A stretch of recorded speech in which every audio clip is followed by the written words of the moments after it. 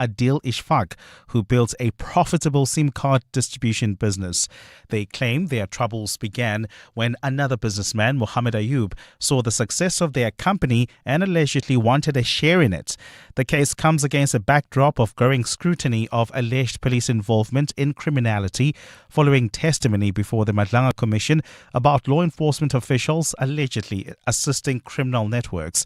Dimakatso Leshuru has this EWN exclusive. Sufyan Nawaz and Adil Ishfaq claim they refused to give businessman Mohammed Ayub a share in the business and that this marked the start of a long-running dispute. They allege after their refusal, Ayub drew them into a transport logistics business. According to Nawaz and Ishfaq, their role was to buy the trucks, insure them, maintain them and pay the drivers, while Ayub sourced loads transported in and out of South Africa. The dispute escalated after one of the trucks allegedly lost a load in the Democratic Republic of Congo. Ayub claimed they owe him 4.5 million rand for the missing goods. Nawaz and Ishfaq claimed the value of the goods exceeded the insured amount, meaning the insurance did not pay to cover the full loss. They further alleged that when they refused to pay the 4.5 million rand, Ayub demanded control of the same lucrative business they had earlier refused to give him a share in. The businessmen say the Lenasia police, a warrant officer and a sergeant, were used to open false cases against them using warrants that are not confirmed to have been authorized. Nawaz has since gone into hiding. However, Ishfaq was arrested on charges of contravening the Immigration Act. He spent 257 days behind bars after the officers allegedly threatened his South African wife to lie under oath about their marriage. The businessmen claim while in custody, Ishfaq was coerced by Ayub's associates, some of whom are alleged gangsters in prison, to not only pay to stay alive while incarcerated, but also to sign the company to Ayub. EWN is in possession of CIPC records that show the transfer of the business from Nawaz to Ayub's son Mohammed Ishtiaq. EWN has reliably learned that the claim of the immigration status being altered at Home Affairs has been confirmed by investigators. The police organized crime unit are now investigating a case of extortion, housebreaking and robbery against the two officers. Meanwhile, Ayub and Ishtiaq have denied the allegations. Dimakatso Leshuru, Eyewitness News. In another extortion case, Mpumalanga taxi boss Joe Ferraris Bongani and his co-accused are expected to return to court this morning. The matter was struck off the roll last Monday in the Kwaggafontein Magistrates Court after prosecutor Mkhuseli Ntaba failed to arrive because he feared for his life. Sibanyoni and another taxi boss, Bafana Sindane, as well as two other people, face charges of extortion and money laundering, Mongezi Koko reports. Sibanyoni and his co-accused are expected to hand themselves over before appearing in the Dalmas Magistrates Court as the state moves to re-enroll the case. Earlier this week, the NPA filed a formal complaint with the Magistrates Commission against Chief Magistrate Tuletu Tonjeni, who presided over the matter. The NPA says it has serious concerns about how the court proceedings were conducted, including the decision to strike the matter off the roll and authorize a warrant of arrest for the prosecutor. Spokesperson Kaiza Khanyago. I believe that with the information before us that they've got a case to answer, it was important in the interest of justice that they be brought back. The NPA maintains it still has a strong case against the accused. Mongezi Koko, Eyewitness News, Dalmas. And the US has carried out new strikes on southern Iran after President Donald Trump threatened to finish the job if Tehran did not agree to a peace deal. Iranian media is reporting that there were 3 loud explosions in the port city of Bandar Abbas this morning. The US says its Central Command forces were responding to 4 Iranian drones that posed a threat around the Strait of Hormuz. This follows US strikes earlier this week, underscoring the fragile state of a diplomatic push to get a provisional peace agreement across the finish line. Mixed signals have thrown into question talks aimed at formally ending the war that began on February 28 with US-Israeli strikes on Iran. Speaking at a meeting with his cabinet at the White House, Trump says Washington has not agreed to a deal with Iran. Iran is very much intent. They want very much to make a deal. So far, they haven't gotten there. We're not satisfied with it, but we will be. We will be either that or we'll have to just finish the job. But their Navy is gone, as I've said 1,000 times. Their Navy is gone. Their Air Force is gone. Everything's gone, and they're negotiating on fumes. Gold is trading at $4,374.37 an ounce. The rand is at 16.48 to the dollar, 22.3 to the pound, 19.10 to the euro. Brent crude oil is at $97.17 a barrel. And in the traffic, we've got delays on Muldersdrift along the N14 East. A major accident along this route. It's right near the R114. It's slowing down traffic coming out of Hendrik Potgieter. Please use alternative routes. You still have got the Cedar Road as well as Hendrik Potgieter to try and avoid the scene while troubling. On the N3 North, we've got delays between the Elands turnoff and Van Buren Road. That's due to peak time delays. And in your sport, the Bafana squad for the World Cup has 7 internationally based players, and there's 2 debutants in Bradley Cross and Alwetu Makanya. And the women's second seed, Elena Rybakina, is out at Roland Garros. A fine day in store for Gauteng. Johannesburg starting at 7 degrees, peaking at 23. Pretoria 6 and 24. Vereeniging 5 and 22. The top story in EWN this hour. Police are investigating allegations of extortion, intimidation and abuse of power involving 2 Lenasia police officers, a businessman and 2 Pakistani entrepreneurs. EWN, in touch, in tune and independent. For the latest, visit ewn.co.za or download the EWN app. Visit primemediaplus.com to enter 702 Josie My Josie Walk the Talk. Hosted by the City of Johannesburg. Walk with the people, for our Josie. For Joburg, by Joburg, in Joburg. Bamise bonke. This is Breakfast with Bongani Bingwa On 702. Let's walk the talk. Siya Emerick, siya Emerick, siya Emerick. How excited are you? Feel it. It is here. The squad is out. The squad is out. Are you pleased? Or are you singing a different tune? Are you singing Aspelelang, Aspelelang? What are you singing this morning? How are you going to support this team? What's your starting 11? Have you got formations in mind? What would you tell Hugo Bruce? Are you surprised at some of the inclusions? The number of international players didn't turn out to be quite Mamelodi Pirates. Yes, it is heavily skewed towards Pirates and Sundowns, but there's a fair spread. Are you happy with the squad? How many Chiefs players?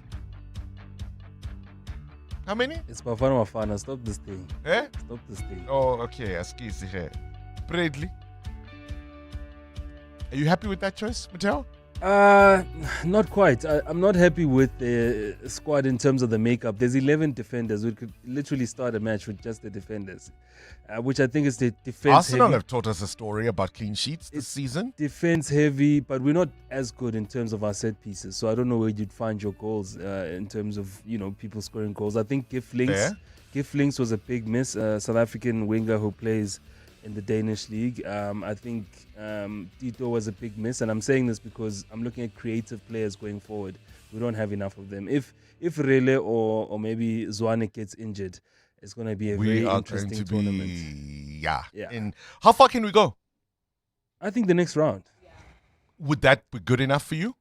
Yeah, I think it is. I think sometimes we try to overinflate what this team can do, So when the president yesterday was saying this, what did you think? We wish you strength. We wish you focus and success as you depart for this tournament. And let me say this clearly. I will be there when you lift the trophy on the 19th of July. And yes, I will gladly declare it a public holiday. So South Africans, you can be sure there is another unexpected public holiday on the way when they bring the cup back. May you have courage in your hearts and steel in your resolve and thunder in your boots. Go and make South Africa proud once again. And I thank you and I wish you the very best. Steel in your bones, thunder in your boots. Will we lift the trophy come the 19th of July? We're going to have the public holiday on the 19th of July. I mean, are you feeling the vibe? Chomi's feeling the vibe.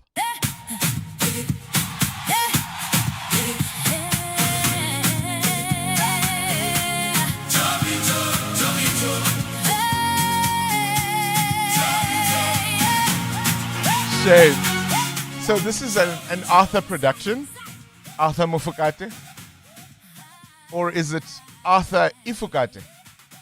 Because they're calling it an AI. Arthur Ifukate.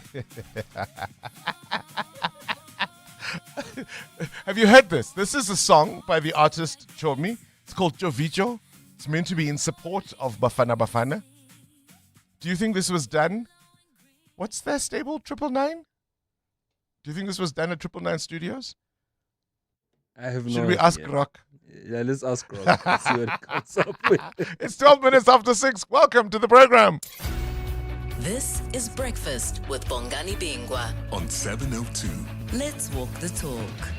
A little bit of fun to start the show. Why not on a Thursday? All right, on our menu today, we're looking at all kinds of reforms and conversations around the use of the internet, the use of artificial intelligence, and guidelines the Department of Basic Education is seeking to put in place in schools. The Pope has written, what would you call it? A doctrinal document, right? They're calling it an encyclical.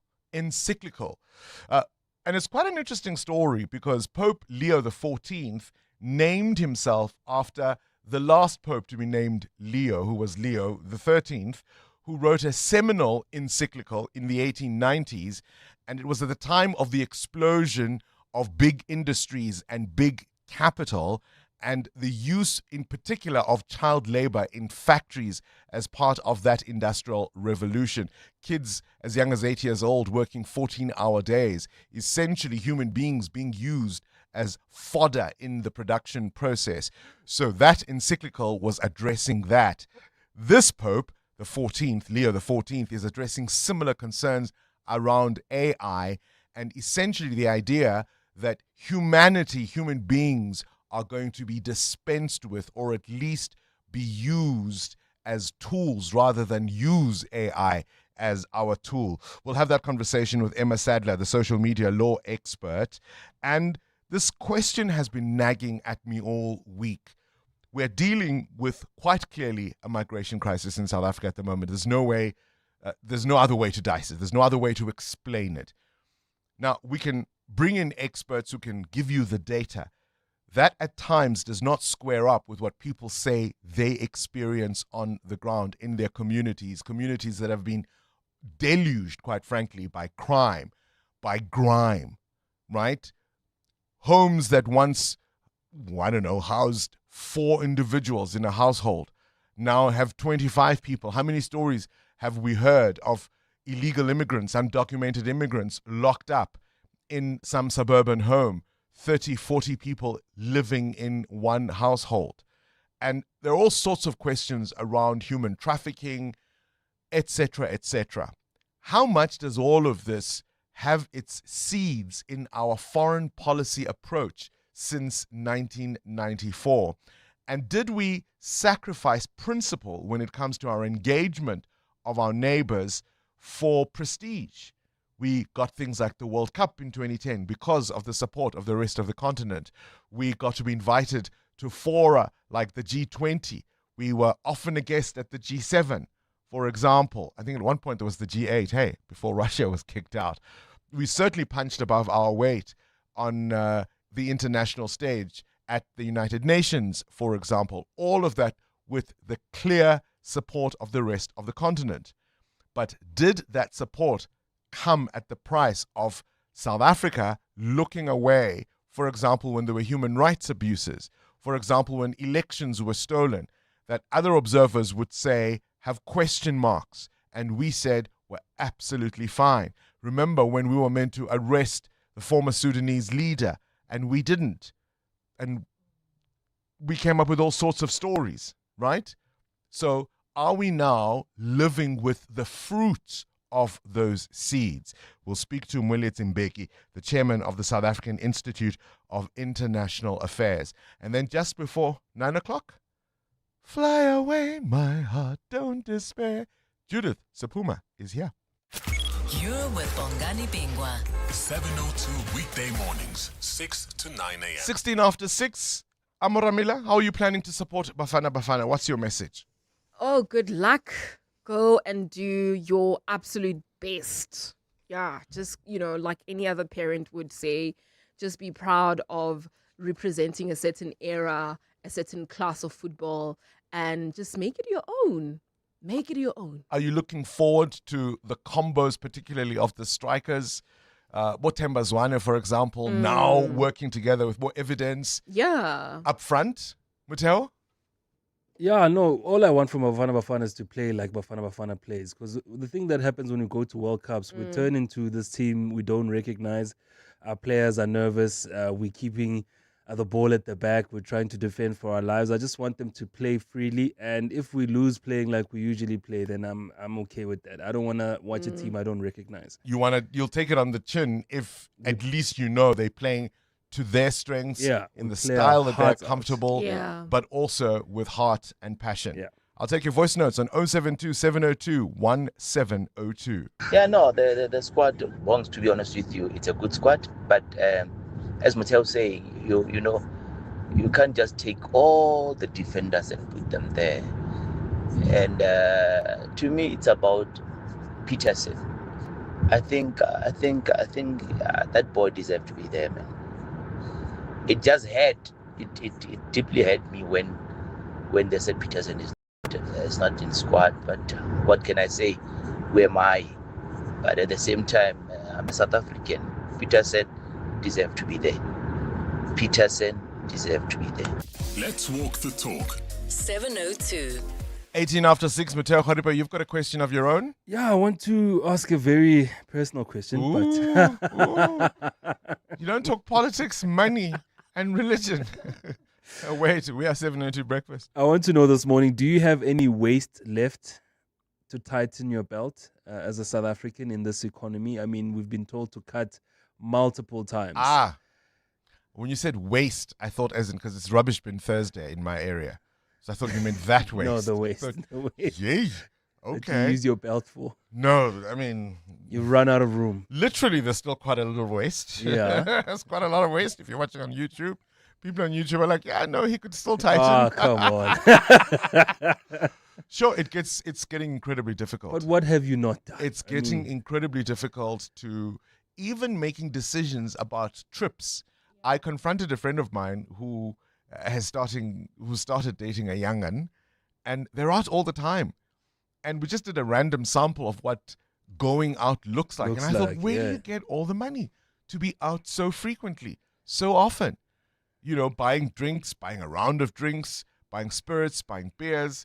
It's incredible. Getting there. And I sound like this fuddy-duddy 11-year-old that I am. You sound very frugal. Jeez. It's not even because I want to. There's just... The reality isn't there. 7:02. Weather. I don't even need to know what prompts that question, right? This weather report brought to you by Subaru. The weather doesn't just change the sky, it changes the road. Good thing you can trust Subaru to take you there. Fine day in store for Gauteng. A little warmer than we've seen from earlier in the week, I should say. Johannesburg peaking at 23 degrees, Pretoria 24, Vereeniging 22, Cape Town partly cloudy, maxing at 19 degrees, Bloemfontein maxes at 23, Bombela 27, Durban fine, becoming partly cloudy in the afternoon. Your peak is 26. It's 20 in Gqeberha, East London 22, and Kimberley 25. Some mornings, the world feels uncertain. The sky turns, the road changes, and then there's that feeling. The quiet grip of the road beneath you, the calm in every turn. It's not just how it drives, it's how it takes care of you and the people you love. And somewhere between the first drop of rain and the road ahead, you realize you've fallen in love. Subaru carries you through life's weather. Fall in love with Subaru's all-weather confidence. Book a test drive on subaru.co.za. EWN Traffic. 20 after 6. Let's have a first look at the roads, Amo. Well, Bongani, we've got a major accident scene in Mildersdrift along the N14 East. It's right near Hendrik Potgieter. It's causing about a 20-minute hold-up coming out of the R114. Please be on the lookout there. If you are living Remsig at this moment, please try to use Beasley Drive instead. If you are traveling in Bedford View, do expect delays along the N3 North approaching Van Buren Road. That's due to roadworks as well as peak time delays. There's also peak time pressure piling up along the M1 North between Boyson's Road and the double-decker section. If you do see anything else on the roads, do remember that we are on X at EWN Traffic. There's more EWN on air, online, and on the EWN app. Hi, this is Alia Itzebet, Hollywood Bets brand ambassador. A reminder that you can still shoot for the stars while playing responsibly. If you or someone you know needs help, call the South African Responsible Gambling toll-free counseling line on 0800 006 008 or WhatsApp help to 076 675 0710. Hollywood Sportsbook is a licensed betting operator. Hollywood Bet supports responsible gambling. No persons under the age of 18 years are permitted to gamble. Winners know when to stop. Calling all wedding planners and venues, restaurants, conference centers, and hotels. Do you need tables and chairs? Home in One has it all. Do you need cutlery, crockery, table linen, and restaurant equipment? Home in One has it all. Do you need tents, gazebos, or umbrellas? Home in One has it all. Affordable prices, the latest trends, with 2 branches in Pretoria and Johannesburg. Shop online at homein1.co.za because we're your #1 choice. Home in One has it all. They say the early bird catches the worm. Great advice, unless you're a worm. Generic so-called wisdom doesn't work for everyone, so I settle for a financial plan that's one size fits some. Momentum accredited financial advisors take the time to get to really know your unique situation. Advice meets your context. Momentum, your journey to success. Momentum is part of Momentum Group Limited, an authorized financial services and registered credit provider. Joburg is more than just a city. It's an energy, a pulse, and a feeling connecting everybody. The heart of Mzansi. It's Joburg. In celebration of this, 702 has partnered with Jozi My Jozi, and we're calling on you to walk through the city center with us. Walk the talk. In the 702 Jozi My Jozi Walk the Talk. Babise bonke. On Sunday, 26 July, we're going to the iconic Joburg CBD, the home of dream creators and operators, where we dominate and history make. So join us and be a part of something special. I'm ready to rock this book. Because when Joburg walks together, extraordinary things happen. Enter now on primemediaplus.com and get ready for 702 Jozi My Jozi Walk the Talk this July, hosted by the city of Johannesburg. Walk with the people, for the people, for our Jozi. Babise bonke. Enter Walk the Talk now on primemediaplus.com. Start your day with Bongani Bingwa on 702. Let's walk the talk. 24 minutes after 6 o'clock, things you need to know at this hour. Josie Banyoni and 3 co-accused are going to be back in court in Delmas today. This is, of course, as the National Prosecuting Authority tries to reinstate those charges of extortion, money laundering, and all linked to that 2.2 million rand protection fee scheme. And as I understand it, Josie Banyoni and Opa Sindane will be filing an urgent bid to stop the re-enrollment of that case. Here's another question. What makes relationships last? What makes a relationship endure? And this could be a romantic relationship. It could be a relationship with an employee in the workplace. Why do I ask the question? Deidre Hall, do you remember her? She has worked one job for the last 50 years, playing Marlena Evans on Days of Our Lives. She was meant to originally appear for only 13 episodes in 1976. Deirdre Hall started playing Marlena Evans when I was 2 years old. I was 2 years old when she started, and she's still at it all these years. She says she has no plans to leave the show anytime soon, and she intends to stay for as long as she is welcome there. What's the longest you've lasted in a job, in a relationship? And what makes them endure? NASA has unveiled plans to build a permanent moon base near the lunar South Pole as part of its long-term Artemis program. The project will roll out in phases, beginning with robotic missions and infrastructure testing before moving toward regular astronaut operations and eventually a continuous human presence on the moon by the 2030s. Do you worry about that kind of thing? Should we just leave the moon alone?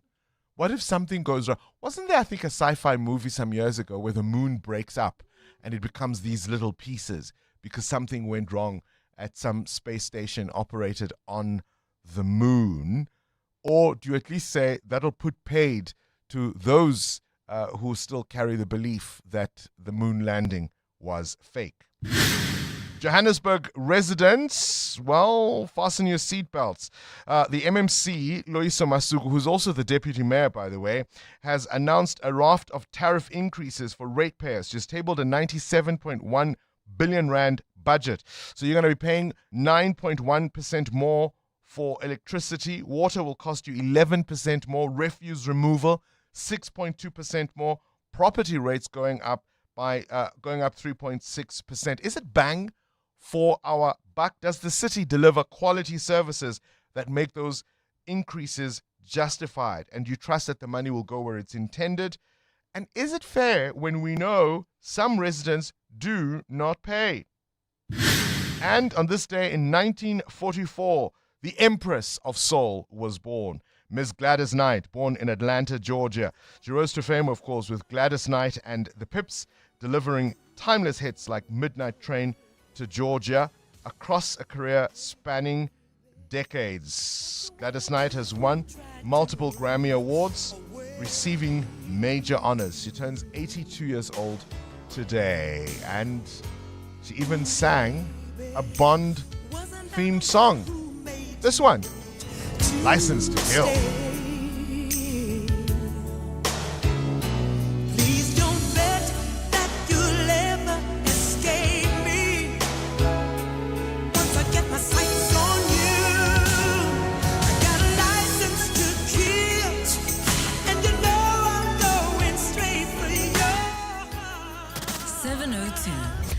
Newspapers.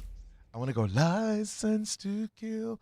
All right, Mr. Zulu, you've got a license for the newspapers, hey? Yes, I do. License to read. License to read. There you go. Ding, ding, ding. Good morning, Bongani. U.S. officials have announced drastic plans to establish a quarantine and treatment facility in Kenya for just Americans only who are exposed to the Ebola virus. They're saying the sites will provide rapid medical care without having to transport patients directly to the U.S. Now, these are primarily for Americans who are on the continent in Africa. So they're saying that they'll be getting treatment. But then there is backlash from health experts, with some describing the plan as reckless and unethical, arguing that the U.S. already has specialized Ebola treatment centers capable of handling infections safely in the U.S. So they're basically saying that having those treatments in Kenya will strain the public health services for Kenyans. EWN Business. Is there still space to tighten? Any waste left to tighten as far as your belts are concerned in this economy? Mutero, I don't even have to ask what prompts that question, right? Yeah, all the indications, Bongani, are that the South African Reserve Bank Governor, Lesetja Kganyago, and his committee will increase interest rates this afternoon. For many households in the country, it will be the straw that breaks the camel's back. South African households have been under pressure for higher electricity prices, higher municipal rates, elevated food prices, school fees, petrol and diesel prices, and in some instances, having to buy more water during shortages. The South African Reserve Bank is widely expected to raise interest rates this week, which will put further pressure on households across the country, even if there are some silver linings. Now, the SNAP's Monetary Policy Committee is faced with rising inflation and is expected to start its hiking this afternoon. The latest inflation print for April came in at 4%, which is the upper end of the tolerance band for the new Reserve Bank target of 3%. Now, this inflation rise comes amid rapid increase in fuel costs driven by the war in Iran. The expected interest rate hikes are a huge blow for consumers given the expectation that rates would have come down in 2026. That's all changed in a matter of months. The MPC is widely expected to introduce a defensive 25 basis point hike, which would leave the repo rate at exactly 7%, with the prime lending rate, which is the rate banks charge consumers, at 10.5%. Now, at 10.5%, a 1 million rand home at a 20-year bond, for example, could see those repayments reach or get added on by 168 rand. And that doesn't sound like a lot, but if you've been paying a high amount, adding 168 is just... Yeah, what was that song from the 80s? I'm suffering. Gets tight. I'm suffering. Where's the rand? Is it suffering? It's suffering, down 0.5% at 16 rand 46 against the US dollar, 19.08 against the euro, 22 rand 1 cent against the British pound. Price of gold at $4,379 an ounce is down 1.7% this morning. Platinum also in the red at $1,892. Brent crude now at $98 a barrel. More business after 7. So straight to the news desk. Sisa Zulu in Joburg, Asina Mali. That's right, Bongani. Good morning. Residents will have to face steep tariff hikes from July, including an 8.6% increase in electricity. Charges of water and sanitation, refuse and property rates are expected to also go up. Finance MMC Loyiso Masuku announced the increases while tabling the city's 97.1 billion rand budget for the 2026-27 financial year in council yesterday.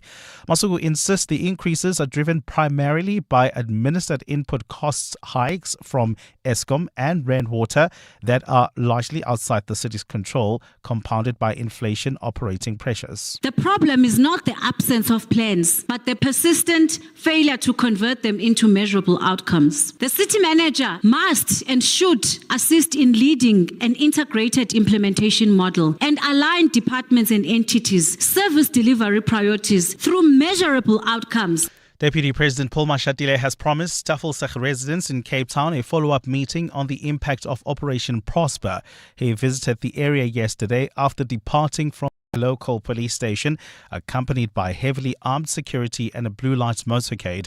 Mashatile told residents he was there to observe SANDF operations and would return to hear their concerns. For now, they wanted me to see all the police operations for today, and then we will come back for a proper meeting with the communities. So this is not a once-off visit. We are going to continue to come, and when we come the next time, we'll make sure we organize a proper community hall where I can talk to you properly. Action SA MP Darylyn James also attended the walkabout. She has previously been vocal about the plight of Cape Townians living in crime hotspots, and she expressed disappointment over the lack of community engagement from the Deputy President. All we heard is we are here today and we will come back for another community engagement. Engagement after engagement. What more is it that this government wants to hear before we get results on impact? Why is it that months later we still haven't received success reports in terms of what has worked, what hasn't worked, and what needs to be strengthened? The NPA in the Nafees Modak trial has accused alleged underworld middleman Ziad Pool of tailoring his version of events while under oath in the Western Cape High Court. Prosecutors argue Pool is a close associate of Modak and was paid to organize hits on targets, including slain anti-gang unit detective Charles Kinnear. Modak, Pool and 13 others face various charges related to allegedly running a criminal enterprise, including the murder of the top cop.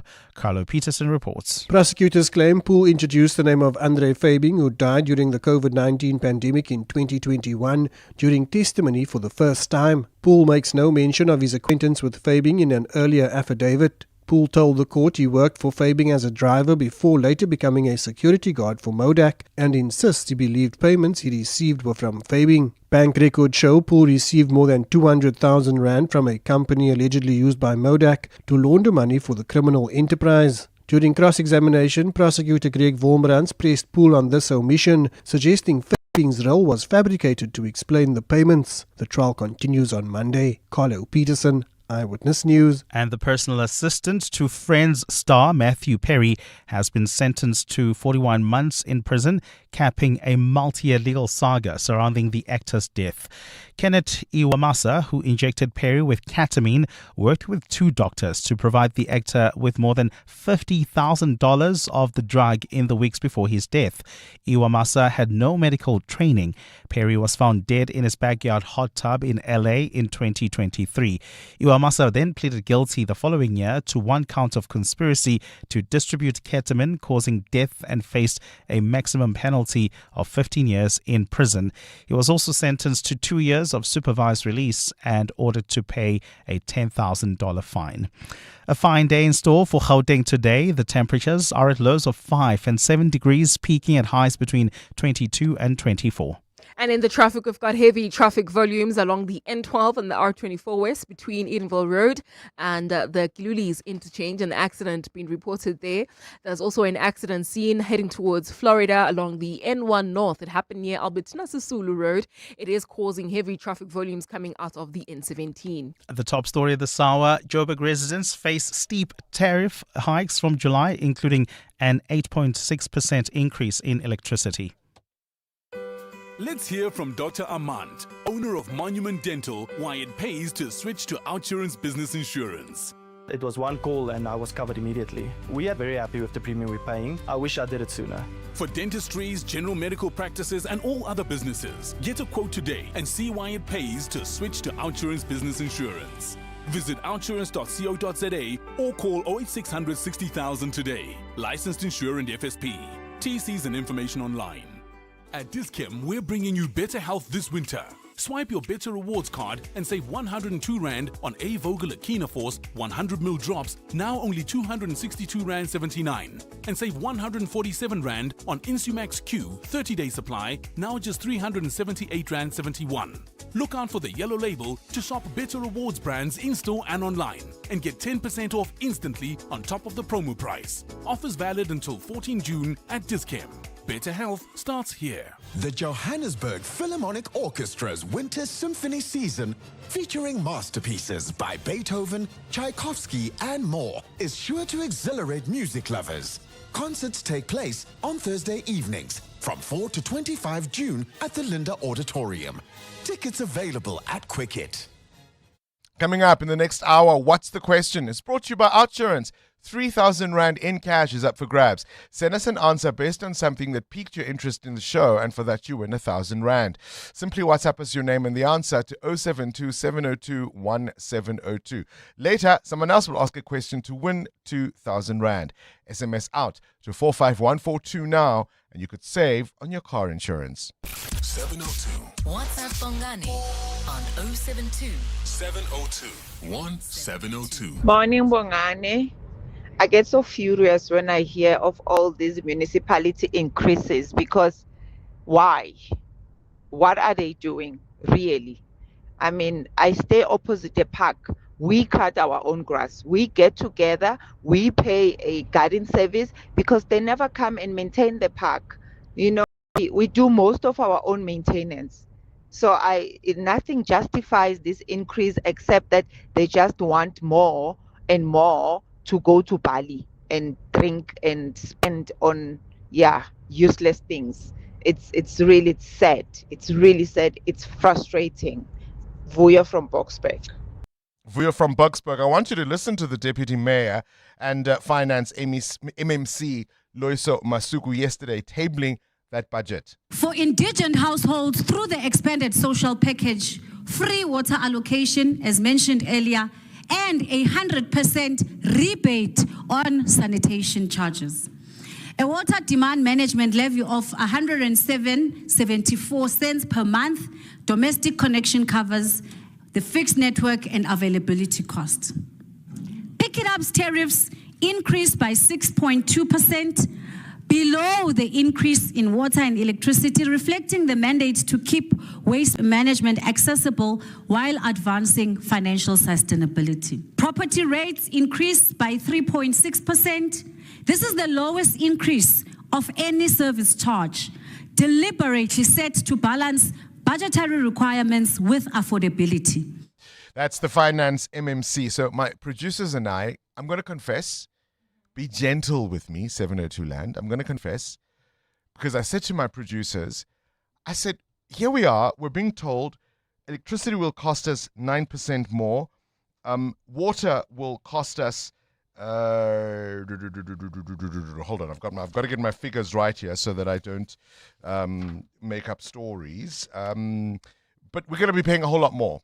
I think 3.6% more for waste removal, for refuse removal. Water is going to cost us 11% more. Electricity is going to cost us 9% more. So there was the finance MMC, the deputy mayor. She was carrying a golden briefcase. I don't know if it was made of pure gold, but it looks golden. And she was wearing this golden outfit, and she's looking glamorous. Like, she had her face beat. And I said to my producers, oof, and my producer challenged me. She said, oh, do you ever comment on the expensive suits the male politicians wear? Do you ever comment on the expensive shoes and the expensive watches? Is there a double standard? And I thought, fair enough. But I just looked at her and I just thought she was looking regal. I mean, she's a beautiful woman. She was looking very regal. But as she's asking ratepayers who are already stretched to pay more for services in this city, I just thought, oof. But Marie Antoinette-ish? Or is that just me? Oh, Bongani, oh my God, how do you even come up with other Ifugati? Oh my God, that is so funny. So Cindy, we played you a song by this artist called Chomi, and it's all meant to be in support of Bafana Bafana. The song is called Chavicho. Everybody thinks it's AI generated. Yeah. The producer behind it is a chap called Arthur Mufukate. So I said, is it rather Arthur Ifukate? But anyway, the squad is out. Your thoughts? The squad is out. Do my thoughts matter? The 26 are decided, and that is it. We've got no, you can't undo it. Yeah. It's like a pregnancy. You're here now. You just got to, the only way out is through, right? So last night, Hugo Broos naming his 26-man squad. 19 of those players are based locally. There's 2 new faces, Olweto Makanya and Bradley Cross, both in defence, along with Samkele Kabini, who's based in Norway. Lyle Foster will be the country's main striker. Aubrey Madiba's in the midfield. Tebaswane also retains his place. Your hand is in the air. It is me, miss. Muteo says it's too defender heavy. I don't tend to agree with that. I mean, it is defender heavy, but I don't think it's a problem, is what I'm saying. Yeah? I think he's got enough strikers up front to do the job, and I think you want to be a little bit defender heavy. Okay. I trust this man. Okay. As should you. And so does President Cyril Ramaphosa, who was speaking to Robert Marau on EWN's YouTube channel last night before the announcement. I know that nearly everyone in South Africa is a coach. But today we have the head coach, Hugo Broos, who is going to announce, and we must support him. So I'm here to give him and the boys maximum support of the nation so that they go out there and play their hearts out. We are here to cheer, to support, and to stand behind our boys. Sorry, it's the Hugo bus for me. I love it. The side will be captained by goalkeeper Ronan Williams, so Coach Hugo Broos on his quest for youth. Since I was here, I was looking for younger players, talented younger players, because those are players who are hungry. They want to perform, they want to prove how good they are. A younger player you can change. That process, I think, gave us all those results of the past years. The Stormers take on Cardiff for the United Rugby Championship quarter-final on Saturday. Scrum half Imad Khan. Yeah, I think it's a massive week coming up, big game. I'm feeling really good, very confident. The team feels good as well. We worked a lot on our connection on and off the ball, so I think there's a good vibe around the team, and obviously playing at home is even better, so we're really excited for this weekend. Also Saturday, I was having a coughing fit. The Lions play Leinster in Dublin. The Bulls host Munster at Loftus. Big upset in the tennis at Roland Garros. The women's number 2, Elena Rybakina, knocked out in the second round by Yulia Stradobtseva, who won the match 3-6, 6-1, 7-6. It's the first time Rybakina has failed to reach the third round since 2020. It means Sabalenka will stay world number 1 regardless of how she does. The remaining top 10 seeds through Swiatek, Svetlana, Andreeva and Mukova. On the men's side, Zverev cruised in straight sets, while third seed Djokovic needed 4 to beat Royer, 6-3, 6-2, 6-7 and 6-3. And at the IPL cricket, Rajasthan Royals beat Sunrisers Hyderabad by 47 runs. They'll play the Gujarat Titans tomorrow for a place in Sunday's final. Cindy Paluta, Eyewitness News Sport. A new, faster, smarter way to play the lotto is coming. Sizekaya is changing the game with the introduction of Shesha codes. Now you can pick your numbers on your phone, generate your Shesha code, walk into any participating retailer, scan it, and print your ticket instantly. No slips, no long queues. Just scan, play, and win. Fast. Players must be 18 years or older. Play responsibly. The National Lottery is officially operated by Sizekaya from June 1. That's Tabo, before he got naked. When Tabo's car broke down, he did what every manly man does best. Hit things, fiddle, and hope it works. So Tabo got naked. He got comprehensive car insurance in seconds and can now call roadside assistance anytime on the Naked app. Tools down, Tabo. Cover your car and home now at naked.insure and see how easy insurance can be when you get naked. Naked Financial Technology is an authorized FSP. Get naked. The Brainy Kids of the Whiz Quiz. On 702. I'm Sugalusha Mia. I'm from St. Patrick's Combined School. I'm 12 years old. And when I grow up, I want to be a zoologist. And I'm so excited to play with Uncle Bongani today. 702. Coming up at 7:15, the big interview.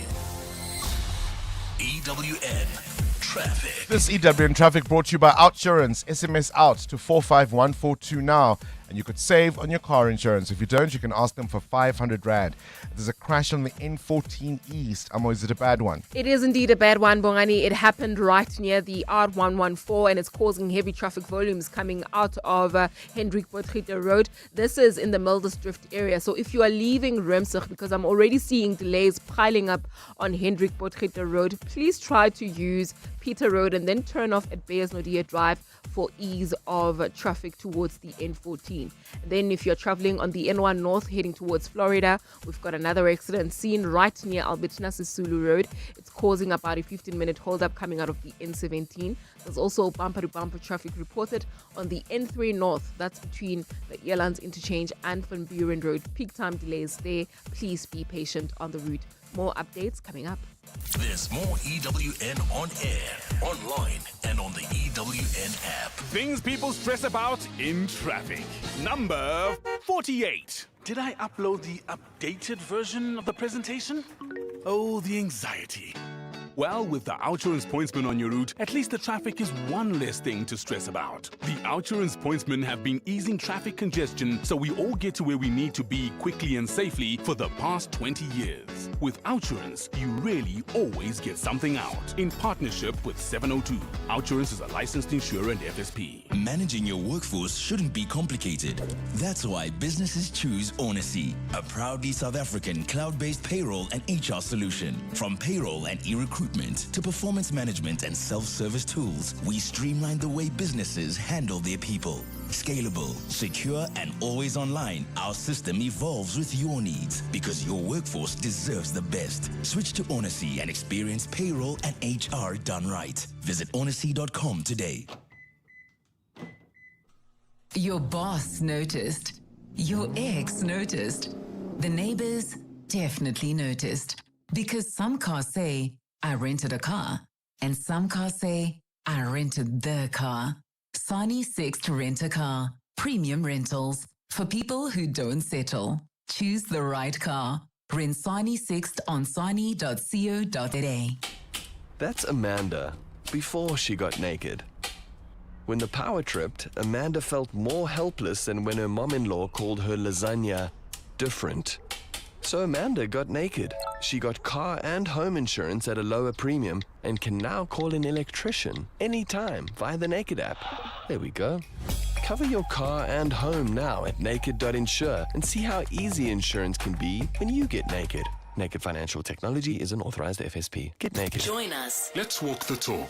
This is 702. Good morning, Bongani. I am super excited. It's my first time sending a voice note to your show. What I would say to Dala is that there are players that helped you qualify for the AFCON and definitely help you qualify for the World Cup. But going on the world stage, this is not the time to be loyal about who held my hand. Competence should be at the forefront. If Williams is not pulling his weight, Shine must step in.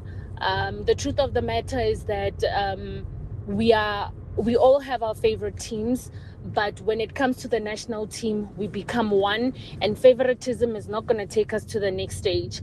So please, please, please, this thing that we saw yesterday where they've got Goose instead of Peterson, I'm not a Chiefs fan, but we need to be honest. If somebody has put in the work, we need to choose people by merit. Prudence from Kempton Park. Congratulations to all the players that have made the Bafana squad.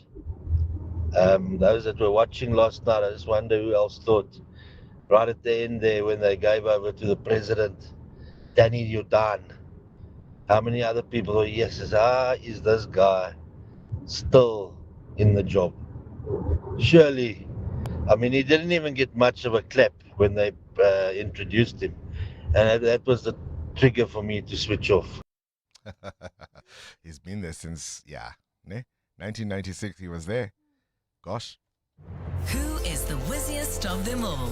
It's the Whiz Quiz on 7. Up next, the conversation about navigating the future of AI, kids with devices and all sorts. We've got Emma Sadler speaking to a social media law expert. In the meantime, Sikoluhle is 12 years old, goes to St. Patrick's Combined School, wants to be a zoologist, and is ready to play the Whiz Quiz. Sikoluhle? Bongani. All right, here we go. KG, let's start the clock. Which word is a verb? Over or drive? Drive. Correct. True or false? Most spiders have more than 2 eyes. True. Correct. What is 30 plus 40?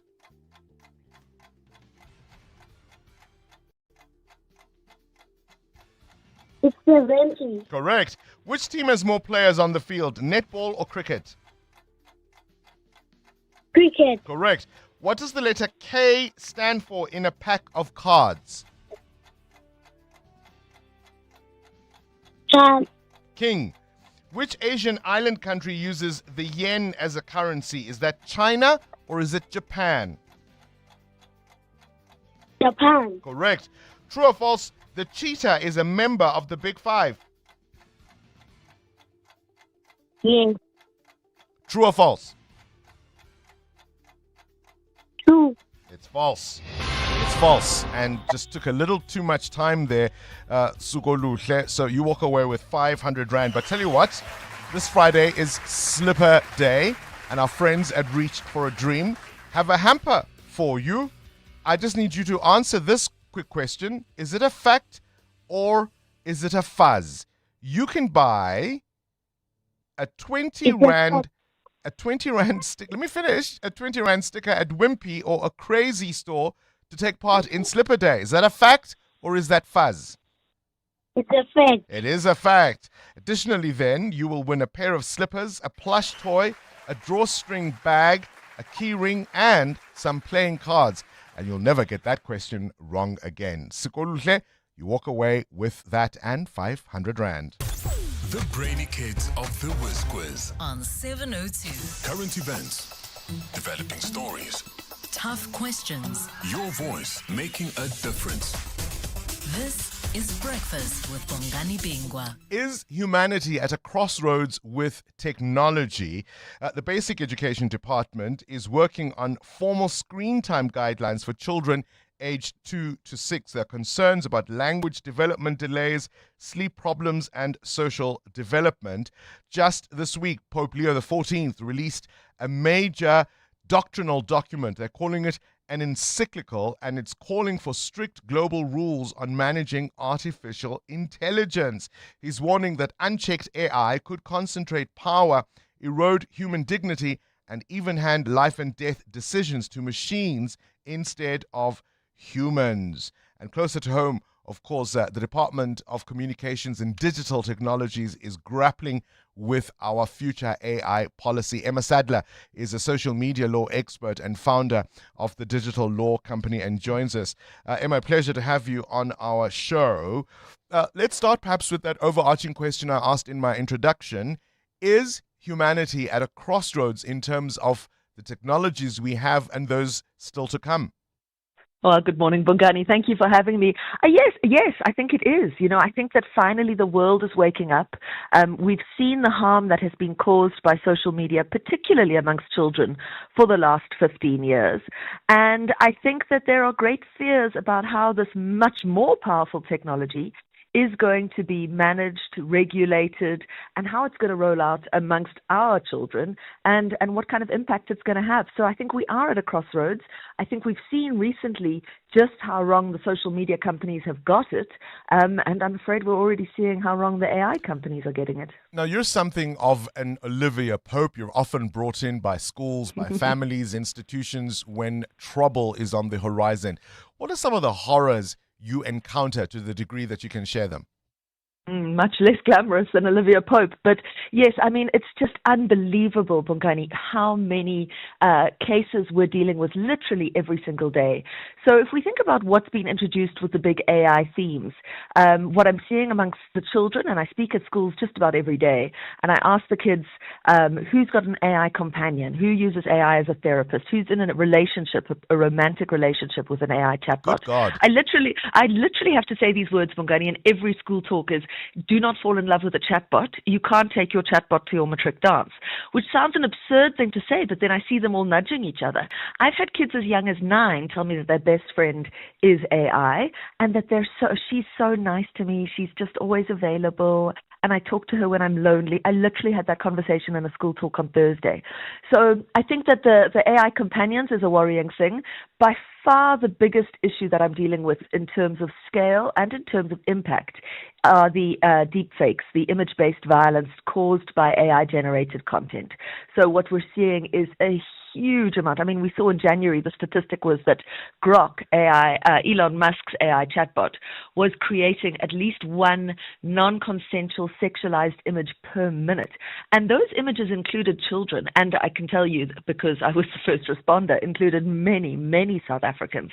So we're seeing it at school level. I've seen children as young as grade 6 facing legal consequences because they think it's funny to turn their classmates into nudes using this these AI apps. So that's a huge thing. And then I suppose the big impact that we're seeing, Bongani, is what this is actually doing to the brains of our children and their ability to think, concentrate, and what kind of capabilities they're going to have once they've gone through the school process relying on AI. I saw an expert the other day saying we're the first generation where the kids of today do not outperform the previous generation, do not outperform their parents cognitively at the same age. That's for the first time in history, because in history, every single generation, the next generation is cleverer. And for the first time ever, the current generation is, and I don't think this is a word, but stupider, that the improvement in cognitive capabilities is not happening. I think one of the most worrying things, and this isn't just AI, but also why I'm thrilled that we're going to get these guidelines from Minister Gwarubi about screen time and children, is that I'm sure you see it as well. Everywhere I go, children aged between 0 and 6 are just glued to phones, to tablets, as a pacifier. Now, I appreciate that sometimes screen time can be a handy thing, but we're seeing children just put in front of YouTube for 8 hours a day. And I think it's absolutely terrifying when they're very little that firstly they're coming across inappropriate material, but the fact that their brain, when they have such a short time to get the brain development right, we're gluing them to these screens and algorithmic screens and the platforms that are designed to addict.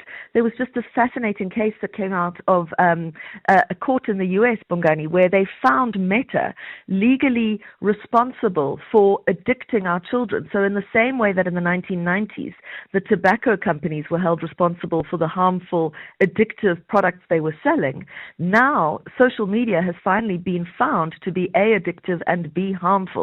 And there's a stream of cases that are going to follow this one. And I'm really, really hoping that there's going to be a change in how these platforms are created. But I think it's just the ultimate illustration, Bongani, of companies prioritizing profits over people, but particularly children. And we're already seeing that with the AI companies. And I think that this encyclical released by the Pope earlier this week is so important, because it's basically saying we are at this crossroads. We could get it wrong, and we're already seeing, we're seeing cases in the States that have been brought by survivor families whose children have been instructed on how to complete suicide by these chatbots. We're convincing them that they're real people and that they'll be together in the afterlife. We've seen children in school shootings and university shootings being instructed how, when, and what gun to use in shootings by these chatbots. And so when we're dealing with technology that is that powerful, and so far almost totally unregulated, for fear that it'll stifle, the race to be the first to get everything right, well, not everything right, but the AI race, I think we could call it. Gosh. It is frightening. It is a frightening picture you've painted there, Emma Sadler. Appreciate your time. Social media law expert, founder of the digital law company. Not only are we getting dumber and dumber, it's an increasingly dangerous world. 702. Coming up, the big interview. From Mandela's stare down of Sani Abacha to quiet diplomacy on Zimbabwe, did our, what you might call, gratitude-driven foreign policy create today's migration crisis? Up next. This is EWN. Gauteng police are probing explosive claims involving Lenasia officers, and the NPA insists its prosecutor, who fears for his life, is in safe hands. Good morning, I'm Sfiso Zulu. Police are investigating allegations of extortion, intimidation and abuse of power involving 2 Lenasia police officers, a businessman and 2 Pakistani entrepreneurs. The case centers on claims by Sifuan Nawaz and Adil Ishfaq, who built a profitable SIM card distribution business. They claim their troubles began when another businessman, Mohammed Ayub, saw the success of their company and allegedly wanted a share in it. The case comes against a backdrop of growing scrutiny of alleged police involvement in criminality following testimony before the Madlanga Commission about law enforcement officials allegedly assisting criminal networks. Demakaso Lishuru has this EWN exclusive. Sufyan Nawaz and Adil Ishfaq claim they refused to give businessman Mohammed Ayub a share in the business and that this marked the start of a long-running dispute. They allege after their refusal, Ayub drew them into a transport logistics business. According to Nawaz and Ishfaq, their role was to buy the trucks, insure them, maintain them and pay the drivers, while Ayub sourced loads transported in and out of South Africa. The dispute escalated after one of the trucks allegedly lost a load in the Democratic Republic of Congo. Ayub claimed they owe him 4.5 million rand for the missing goods. Nawaz and Ishfaq claimed the value of the goods exceeded the insured amount, meaning the insurance did not pay to cover the full loss. They further alleged that when they refused to pay the 4.5 million rand, Ayub demanded control of the same lucrative business they had earlier refused to give him a share in. The businessmen say the 2 Lenasia police, a warrant officer and a sergeant, were used to open false cases against them using warrants that are not confirmed to have been authorized.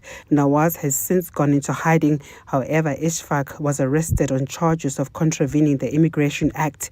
He spent 257 days behind bars after the officers allegedly threatened his South African wife to lie under oath about their marriage.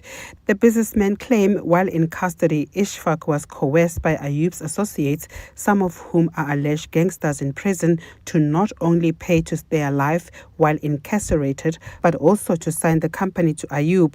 EWN is in possession of CIPC records that show the transfer of the business from Nawaz to Ayub's son, Mohammed Ishtiaq.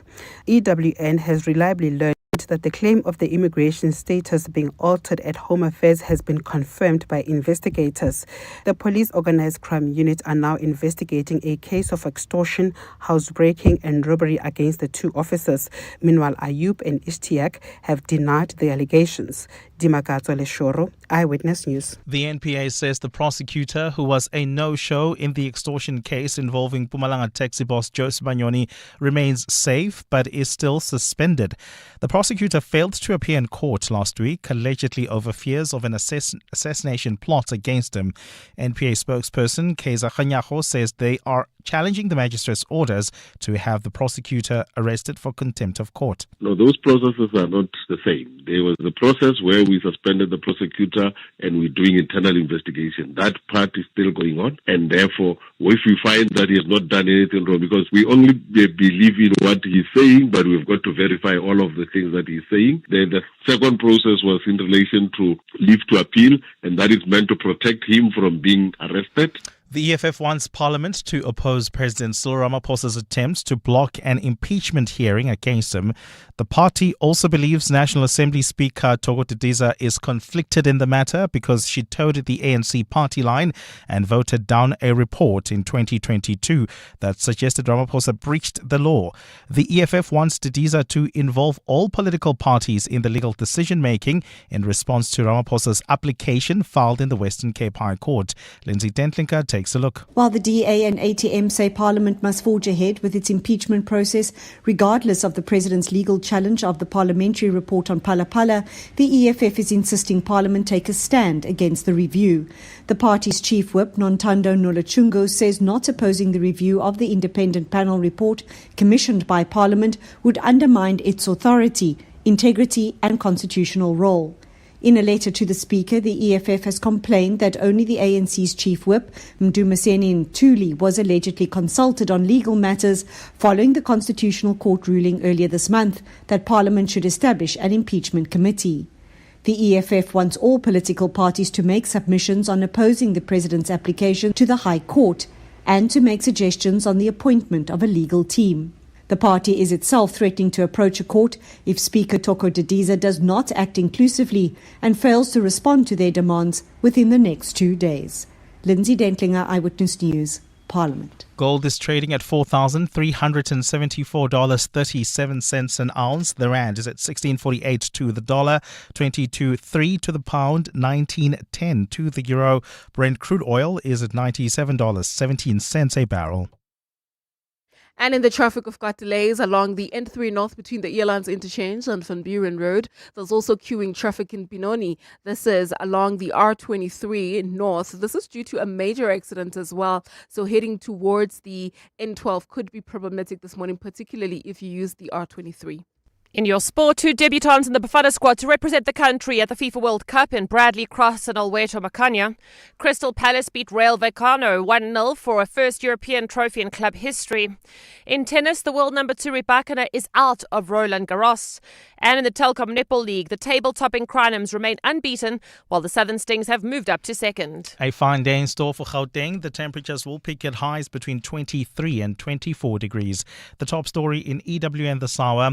Police are investigating allegations of extortion, intimidation and abuse of power involving 2 police in Lenasia, a businessman and 2 Pakistani entrepreneurs.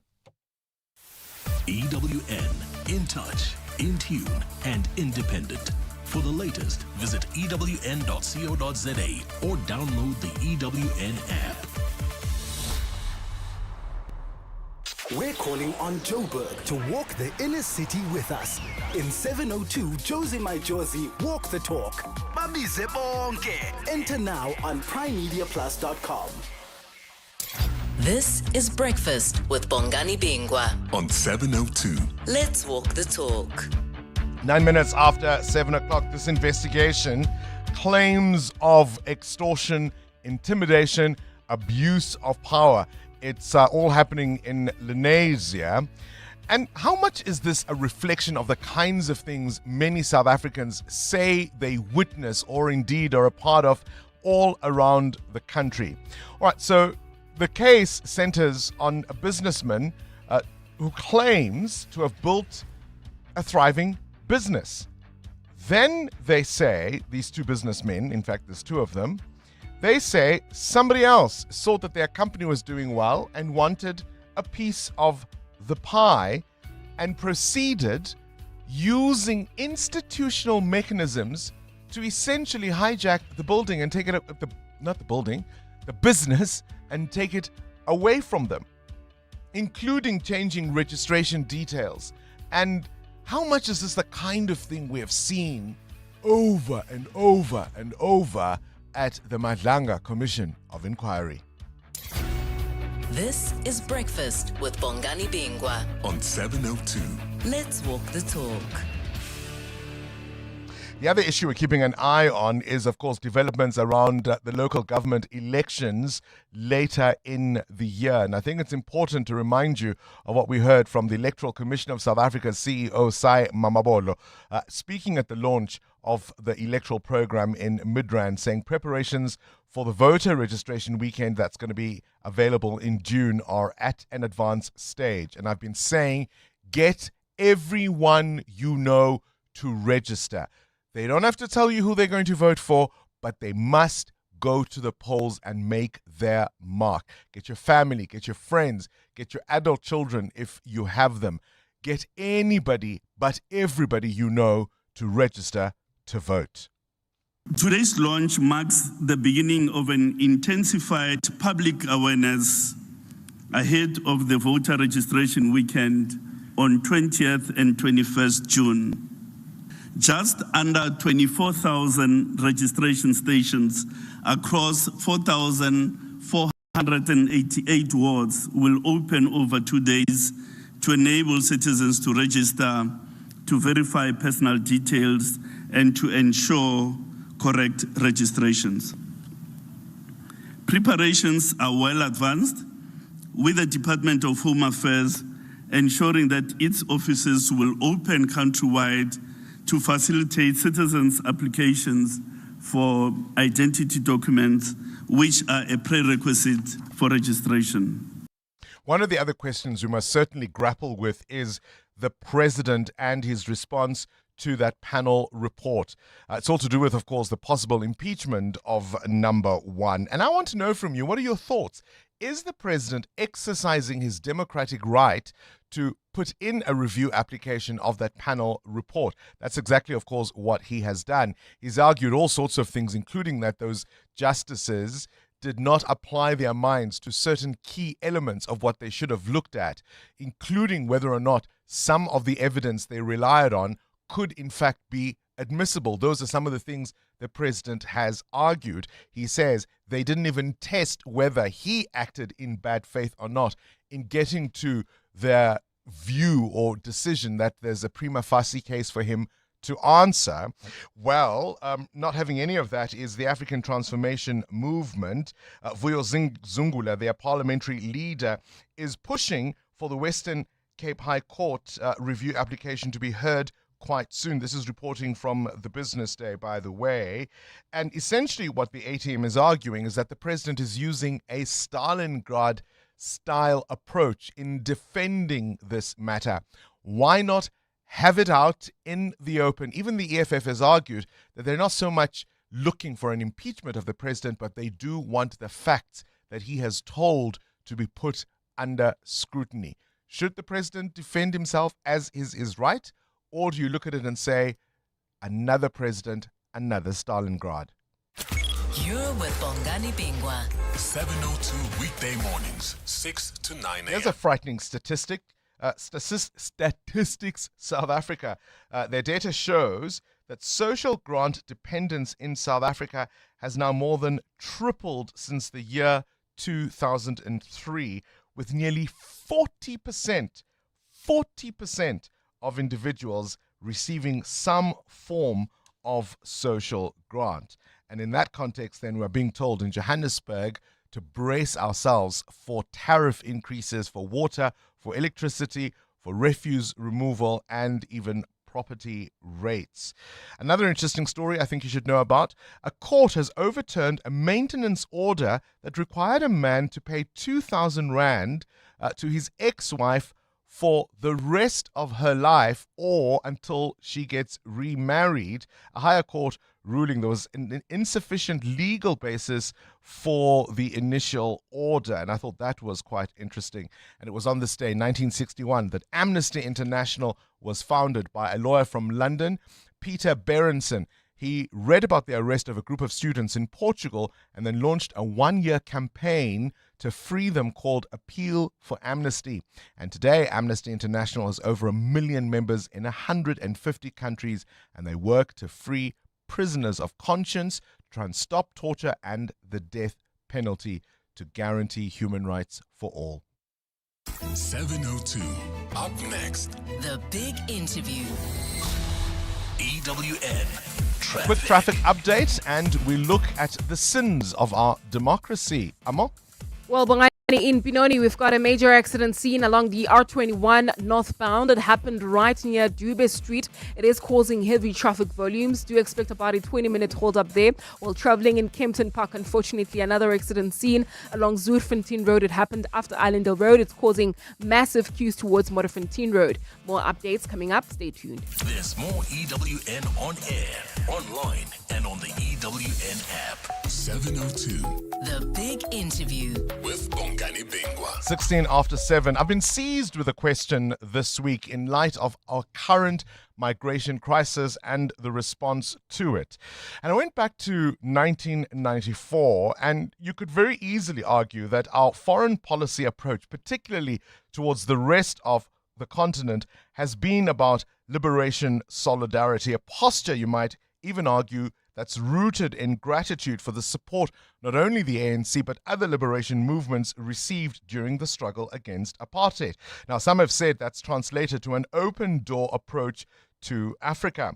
I reminded us of that moment when Nelson Mandela stared down the Nigerian military dictator Sani Abacha over the Ken Saro-Wiwa matter and received backlash from the rest of the continent.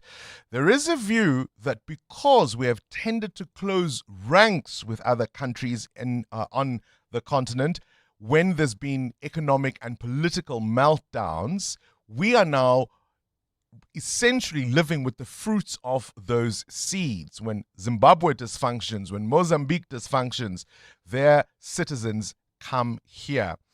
We've brought in Mwelezi Mbeki, who is the chairman of the South African Institute of International Affairs, to try and help us wade through this. A pleasure to have you on our show. Thank you for your time this morning. Morning, Bongani.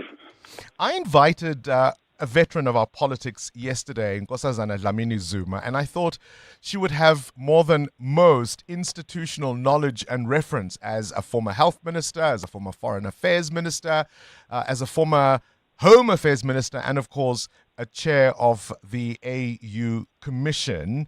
And she would have had, I suppose, input in many of the decisions we have taken around the issue that I've introduced in my introduction. What's your take on it? Is it a fair hypothesis to suggest that perhaps in looking the other way, many a time at the problems on the continent, we sacrificed principle for prestige? No, I don't think we sacrificed principle for prestige. That's what the leadership at the time, the government leadership, considered to be in the interests of South Africa.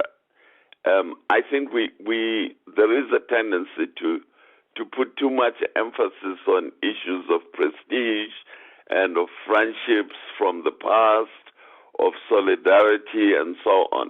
But I think essentially the ANC government at the time evaluated what were South Africa's interests, and it took that particular decision in the light of what they believed to be South Africa's interests. Now, whether their evaluation of South Africa's interests was the same as you and mine is a different matter, is a matter that could be discussed.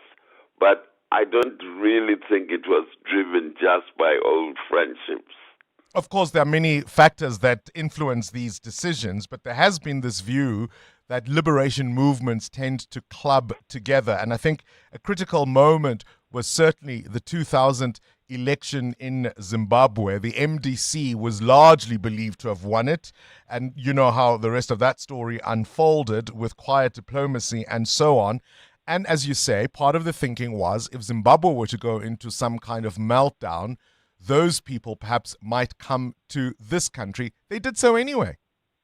Well, they did so anyway, and the ANC and the government official at the time when this was starting to boil, they repeated it many times themselves that this is the risk that South Africa faced with the crisis that was building up in Zimbabwe in the early 2000s. So they knew that if that situation was not brought back to normal, and the ZANU-PF government was allowed to intimidate the opposition, that was the outcome that was likely to happen. And it did happen. But now the question is, why did they do nothing? It's not because they were friends of ZANU. Actually, the ANC was never a friend of ZANU-PF. It was a friend of ZAPU, Zimbabwe African People's Union, which was led by Joshua Nkomo. The reason was that they considered ZANU-PF to be pursuing similar policies to the ones they wanted to pursue, and they didn't want MDC, the Movement for Democratic Change, to become the government. That was really the crux of the matter.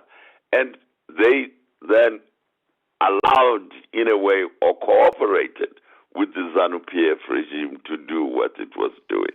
Look, you and I can perhaps discuss the semantics ad nauseum, but is it fair to say that part of what we are now dealing with in terms of a migrant crisis in South Africa, our porous borders, the number of people who are here, many of them undocumented, in part can be traced to our open door policy towards the rest of the continent? Well, I don't know if we have an open door policy. I think some things look like an open door policy, but sometimes they look like incompetence by the South African government. And sometimes they look like muddling through. So I don't think they have an open door policy, but there are many things which the ANC government was not able to manage properly, and we know about the health sector, we know about the education sector, we know about the military, the defense sector. So there are many things they were not able to manage.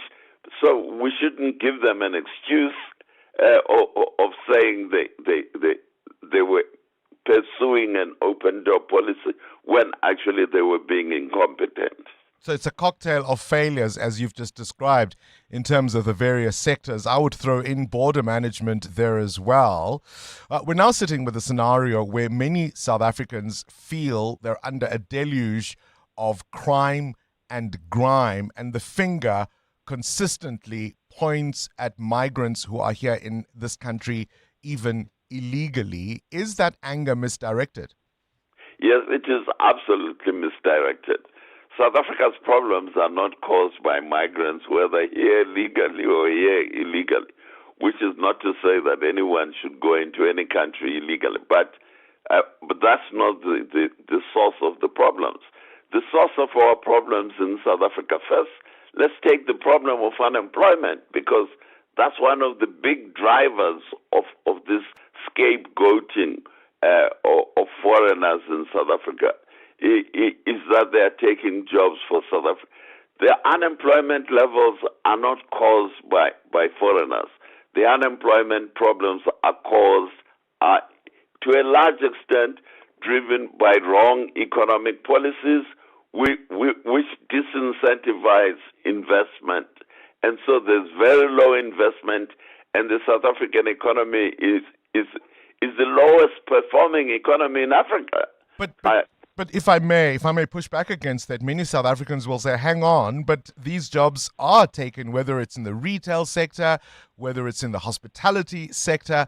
There are many people of foreign origin who are working in those sectors. Certainly they'll say, look at the small businesses that have mushroomed all over the place in communities, and they'll say South Africans don't get those opportunities. They've been crowded out. And of course, there are other social ills I can point to. Many South Africans will say for people who live in particularly suppressed communities, this is their daily reality. But Bongani, there are many South Africans who work in other parts of Africa. If you travel across the African continent, incomparable numbers? I don't know what the numbers are. But we also don't know what the numbers are in South Africa. But if you travel across the African continent, you come across Standard Bank, you come across MTN, Vodacom, Spurs, Checkers, what have you, Pick and Pay. So there are South Africans who work in the red. That's just the modern world. In the modern world, there are companies that do business across borders, sure, and they have their nationals working across borders. Sure, but it's a different story to talk about multinationals operating everywhere or in many places, mostly run by locals. Yes, but there is nobody stopping South African from setting up a spaza shop. Absolutely nobody. If a Somali comes to South Africa and is, say, for argument's sake, is given political asylum and goes out to set up a spaza shop, he is allowed to do so. And that's within his legal rights by virtue of having political asylum. Let's talk about the management, therefore, of this issue. Are you concerned at all that as these perceptions grow, as these discussions continue, and people take hold of these views as I've outlined them to you, are you concerned that whatever government's message is, it is not landing, and that there's a bit of a disconnect between what our leaders, what our laws say, and what people are feeling on the ground, rightly or wrongly? No, I think there are demagogues in South Africa who are trying to scapegoat foreign Africans. That is the crux of the problem. There are these scapegoats, and we're seeing lots of them marching on the street, organizing marches. They are trying to promote their political parties. That's what we're seeing. It's demagogues trying to find scapegoats in order to get votes. And is that being managed? Well, it's not easy to manage demagogues because they also have rights to march.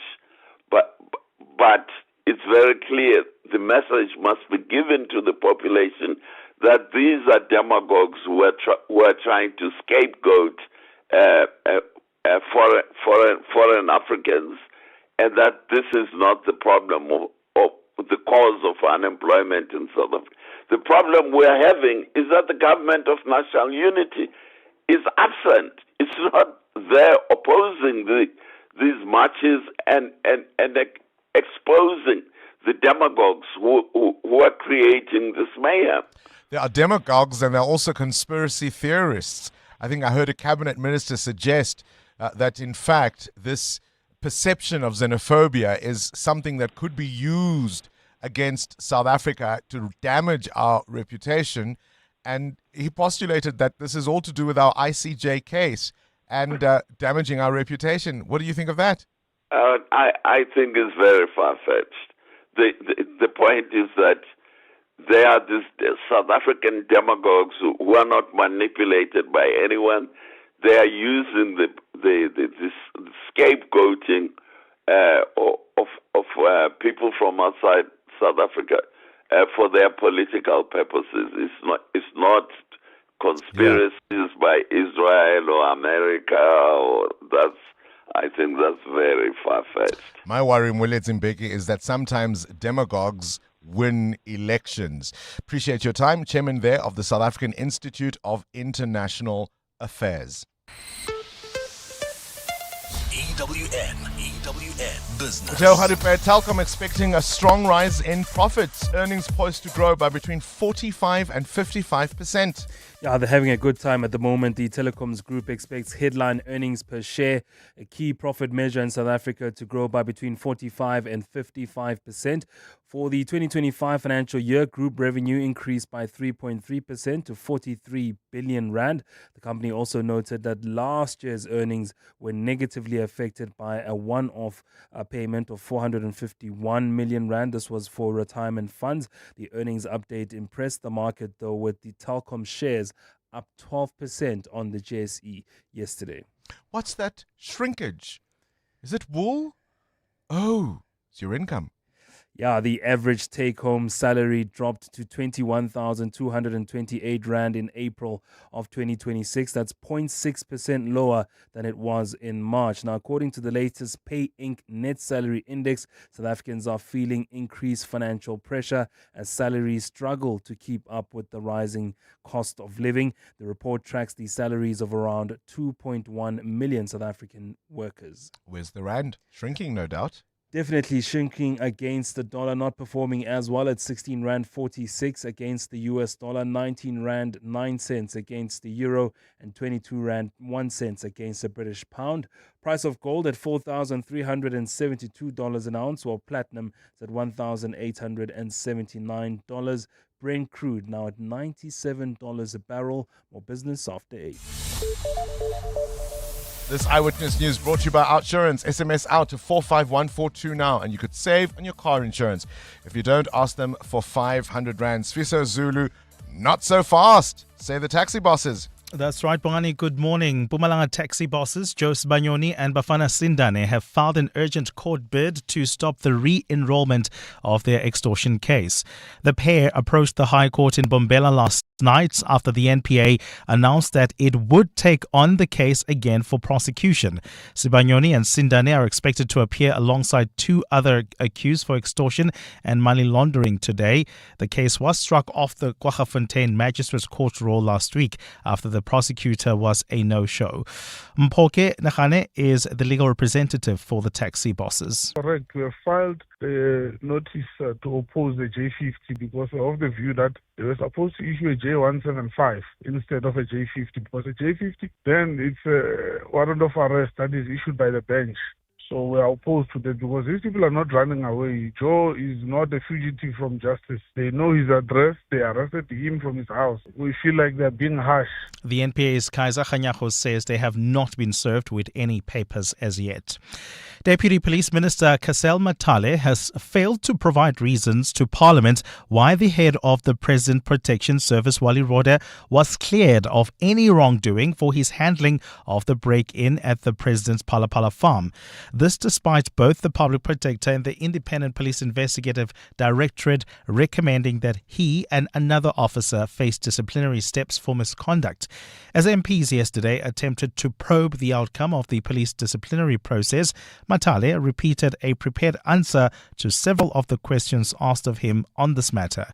Lindsay Dentlinker has more. 2 weeks ago, MPs pressed police officials in a parliamentary committee to explain how Major General Wally Rhoda and Sergeant Lulani Rakoto were cleared of wrongdoing, despite investigations finding they contravened police regulations when they went in search of the president's stolen US dollars in 2020. Yesterday, Action SA MP Lerato Ngobeni took up the cudgels, this time asking Deputy Police Minister Kasel Matale if he could explain the not guilty findings. The process of DC of the two officers were held in line with the disciplinary code that the South African police use, and there were no favoritism in this regard.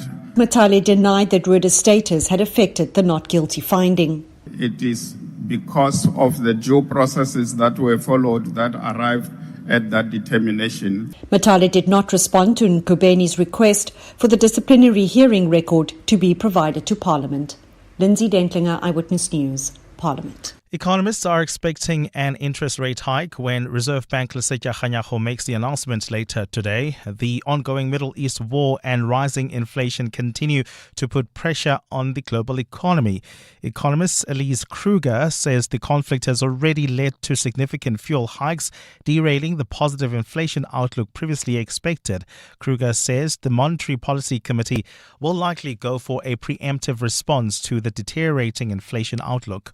While central banks generally consider to look through supply shocks, such as the oil price spike currently playing out, the probability of second-round effects, that is, price increases in the broader basket as a result of the higher fuel prices, and the potential de-anchoring of inflation expectations will be on top of the minds of MPC members this week. A 25 basis point hike is what I do expect at this week's MPC meeting. And the latest from the Middle East is that Israel has launched attacks in the south of Lebanon.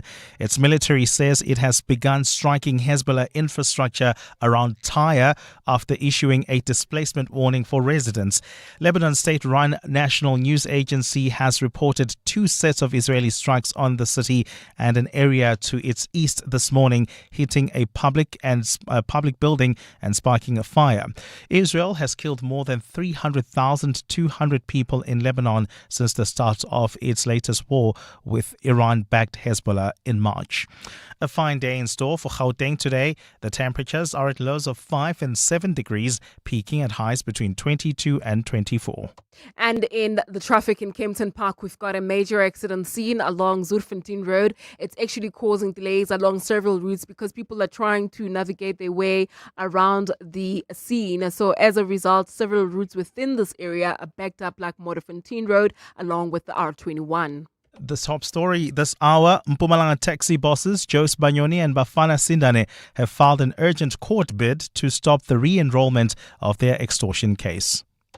Outsurance can't improve your bright skills, but they could improve the car insurance premium you currently pay. Get a quote today, and if Outsurance can't save you money on your car insurance premium, ask for 500 Rand cash. Make that 1,500 Rand if you've been claim-free and with the same insurer for 3 years. Get a quote and get savings or cash. Either way, you win. SMS out to 45142. That's out to 45142. Outsurance. Licensed insurer and FSP. T's and C's online. Hi, South Africa. It's Carol Shabalala, your First Lady of Sport. If you appreciate world-class sport and a great occasion, the Hollywood Bets Durban July is worth your attention. The theme for 2026 is Country Allure, which sees the rustic style of the countryside meet the cosmopolitan cool of the city. On Saturday, 4 July, it all comes together at Hollywood Bets Greyville, Africa's greatest horse racing and social event. I'll see you there.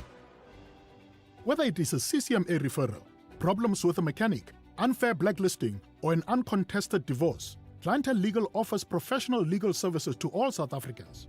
Our plans are affordable, and you receive up to 745,000 Rand worth of legal services per year. We cover civil, criminal, and labor-related matters.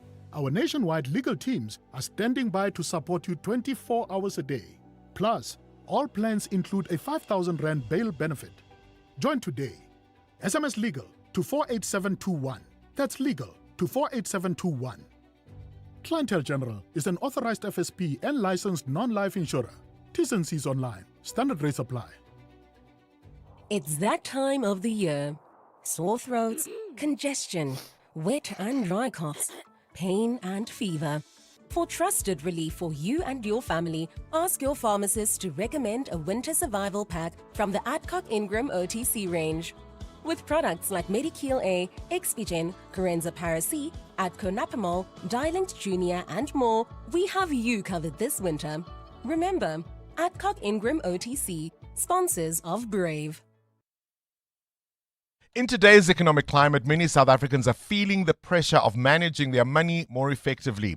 FNB is stepping in with My Advisor, a smart new tool on the FNB app designed to help you make better financial decisions every day. Catch 702 in conversation with FNB this Thursday on 702 Drive with John Polman as their integrated advice product head unpacks how personalized insights can help you take control of your spending, savings, and planning. Don't miss it on 702. 702. WhatsApp Bongani on 072 702 1702. Bongani, Bongs, we can't teach you to do your job, but today you are doing well. This dude knows what he's talking about. And I think this government have got old people who doesn't even know what they are doing. They don't know what they're doing, and they don't even know what they're talking about when you ask them questions. So, Shumani, Bongani, You have done well today. Morning, Tabons, and 702 listeners. You see, these privileged people who are speaking from the comfort of their homes and seats. Hey, Tabongs, Tina, were in the war front, like in the communities. They don't know, they don't understand. I'm talking about jobs, plastering, building, catering, welding, those jobs, young Tola. Good morning, Bongs and your team. Even if there are other South African in other countries, Bongani, they are documented, they've got their ID, passport and everything. They know that they're working there. But in South Africa, you find factories, farmers and everybody hiring them without papers. That's the problem. From Max in Pretoria. Anonymous from the East Rand. I don't think we only have a problem with foreigners or loose borders. We definitely have those. I think we all know someone who swam across a river easily without any halt. But we're also chasing people who have got companies away from this country. Personally know many, and it's hundreds and hundreds of jobs gone. Stop chasing South Africans to other shores. How about that? It's a reverse problem. Hi, Bongani. The gentleman says we have the lowest performing economy in Africa. And he says we've got low investment. I think a simple Google search would prove him wrong in terms of the amount of investment we get compared to Africa, as well as the performance of our economy. Relatively speaking. Hi, Bongani and the team. Bongani, you worried about the demagogues winning and running the country, but ANC is the biggest demagogues that we currently have. I mean, they silently pretend to be good, but they are the biggest demagogues. Look at everything that they are doing. Yeah, I mean, look, you can disagree with the ANC, but I don't know if you can accuse them of demagoguery. Here's the difficulty. Problems that are complex need nuanced perspectives, analysis, and of course, solutions. My worry with all of this, and if you're going to put the blame at the feet of demagogues, what then prevents this from exploding into the kind of thing we saw in the year 2008 at some point? Because I would imagine part of what you then have to do, if you admit that what people are saying in various communities is in fact real, you then have to admit all the other failures that come with it, whether it's health, whether it's education, whether it's growing the economy and the policies we have followed.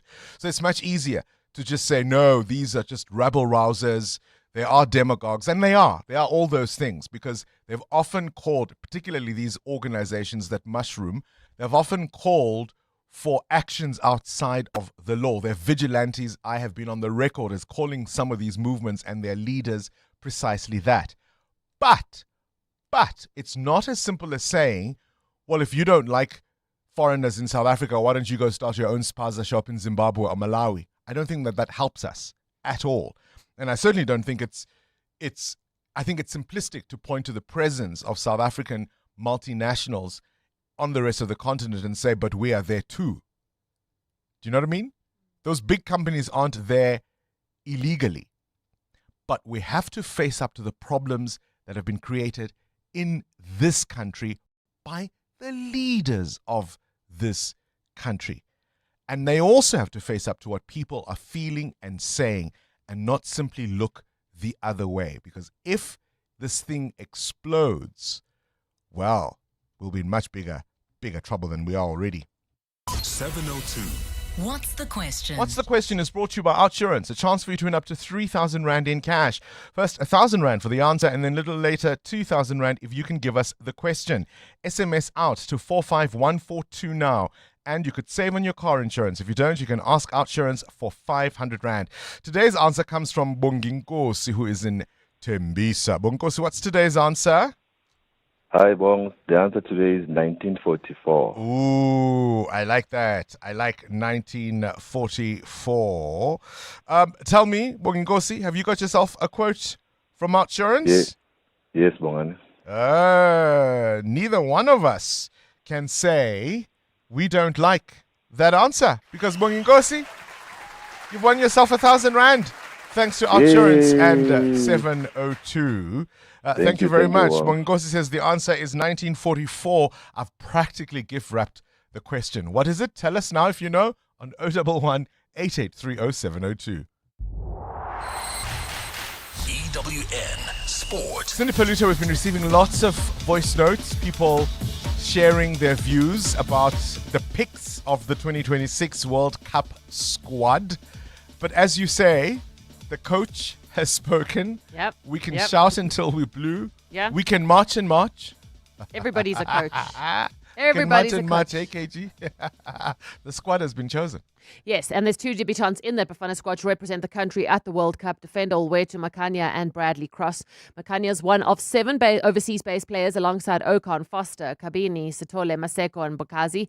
The side will be captained by goalkeeper Ronan Williams. Fans talking about the players who missed out, including Brandon Peterson, Monyane, Mabua Morena and Maswanganye. Here's coach Hugo Bruce. Well, there were some hard decisions to make. And it is always, when you make a list of players, you have always to disappoint players. And I know the disappointment for those players who had to drop tonight will be very, very, very hard. So it's a World Cup. Who don't want to go to the World Cup? I know how they will feel, but that is also part of the job. President Cyril Ramaphosa was at the announcement. He spoke to Robert Morau on EWN's YouTube channel. I mean, South Africans now are full of hope, are full of belief, and they know that this is a team that's going to represent their hopes, their wishes, and their ambitions. So I think everyone is hopeful that this is the team that's going to bring the cup home. Bafana plays Nicaragua tomorrow in Orlando in a friendly before leaving on Saturday. The opening World Cup game is against Mexico on June the 11th. Crystal Palace won a first European trophy in club history. They beat Rayo Vallecano 1-0 in the Conference League. Mateta with the goal there. In tennis, the world number 2 Elena Rybakina was knocked out of Roland Garros in the second round by Yulia Stradubtseva, who won 3-6, 6-1 and 7-6. Here's the winner. If you are trying to be one of the best, you have to think that you can beat the best. So I was trying to go into this match with this mindset and, try not to give too much respect, even though she's a great player and someone you can look up to. But if you're trying to be one of those players, you need to start and, believe you can beat them. Remaining women's top 10 seeds through: Swiatek, Svetlana Andreeva and Makova. On the men's side, Zverev cruised in straight sets with third seed Djokovic, but he needed 4 sets to beat Roya. In the Telkom Netball League, Crinums are the only unbeaten side after a 59-37 win over the Flames yesterday. The Southern Stings have moved up to second after beating Kingdom Stars 55-41. Cindy Paluta, Eyewitness News Sport. I want another puzzle from the crazy store. 1,000 perfect pieces, but then I saw so much more. I got slippers and a blanket to keep me warm at night. Sudoku and a coffee mug and fuzzy socks that fit just right. That's crazy, crazy. That's the crazy store. Went in for one small thing, came out with so much more. The crazy store. Hey, you never know what you might find. 702 Josie, my Josie, Walk the Talk is calling on you to walk with the people, for the people. Sunday, 26 July, Babize Bonke. And this year, you can choose from 3 different inner city routes. The 15-kilometer Mandela Bridge route takes you from Ellis Park through town, up and through the Constitution Hill precinct, down to Bromfontein and over Mandela Bridge. And then it's through Newtown and past the Market Theatre and back to Ellis Park. So whether you're taking on the 15Ks, 5Ks, 8Ks, enter now at primemediaplus.com and get ready for the 702 Josie, my Josie, Walk the Talk. And I know a lot of people are lastminute.com because you think 26 July, next payment cycle, next salary cycle. Do it now. Secure your tickets. Next month, you'll just get your friends and family to join you, hey? But you get your ticket now. Hosted by the City of Joburg. Your boss noticed. Your ex noticed. The neighbors definitely noticed. Because some cars say, I rented a car. And some cars say, I rented the car. Sani Sixt Rent a Car. Premium rentals. For people who don't settle. Choose the right car. Rent Sani Sixt on sani.co.za. Lights, camera, KwaZulu-Natal. This winter, KZN takes center stage and the world is watching. Catch the Clement Manyachela Show live from the launch of KZN's winter season campaign tomorrow with the KZN Tourism and Film Authority. From scenic coastlines and the rolling green hills of the KZN Midlands to rich culture, incredible food, adventure experiences, and so much more. Discover why KZN remains one of SA's most exciting winter destinations. Don't miss the Clement Manyachela Show live from the KZN Midlands tomorrow with the KZN Tourism and Film Authority. Wozobone. It's showtime in KZN on 702. EWN Traffic. All right, 11 to 8, this EWN Traffic brought to you by the House of Citroen. The all-new Citroen Basalt is here.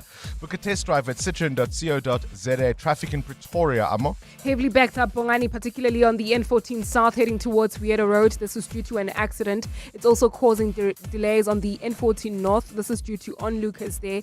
Please try to keep moving along this route. Traveling in Irene, we've got heavy traffic volumes along Nalmepius Drive and Main Road, and then there's also queuing traffic reported on the N1 South towards the Flying Saucer interchange. Unfortunately, in Kempton Park, Zurfontein, that accident along this route is still causing major delays. Please try to avoid if you can. We're still seeing delays along several routes within the area, Beg Refuge Drive, along with the Modderfontein Road. So if you are traveling in the area, please be patient and try to use alternative routes like Allendale Road.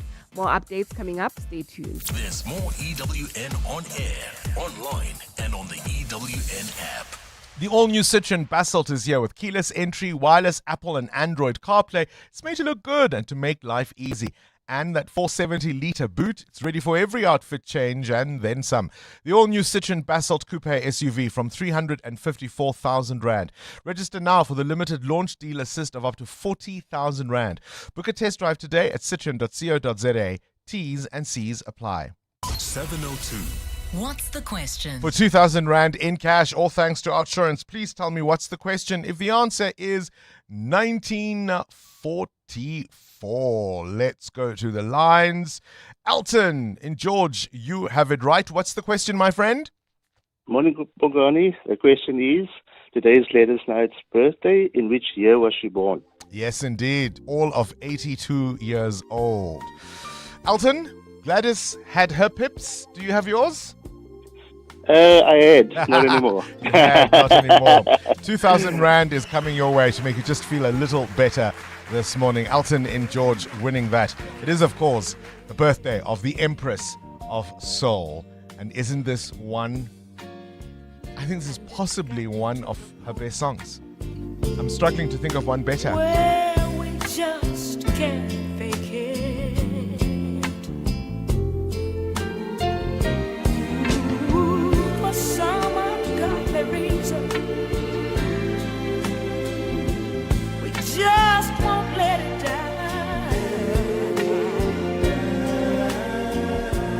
I guess neither one of us wants to be the first to say goodbye.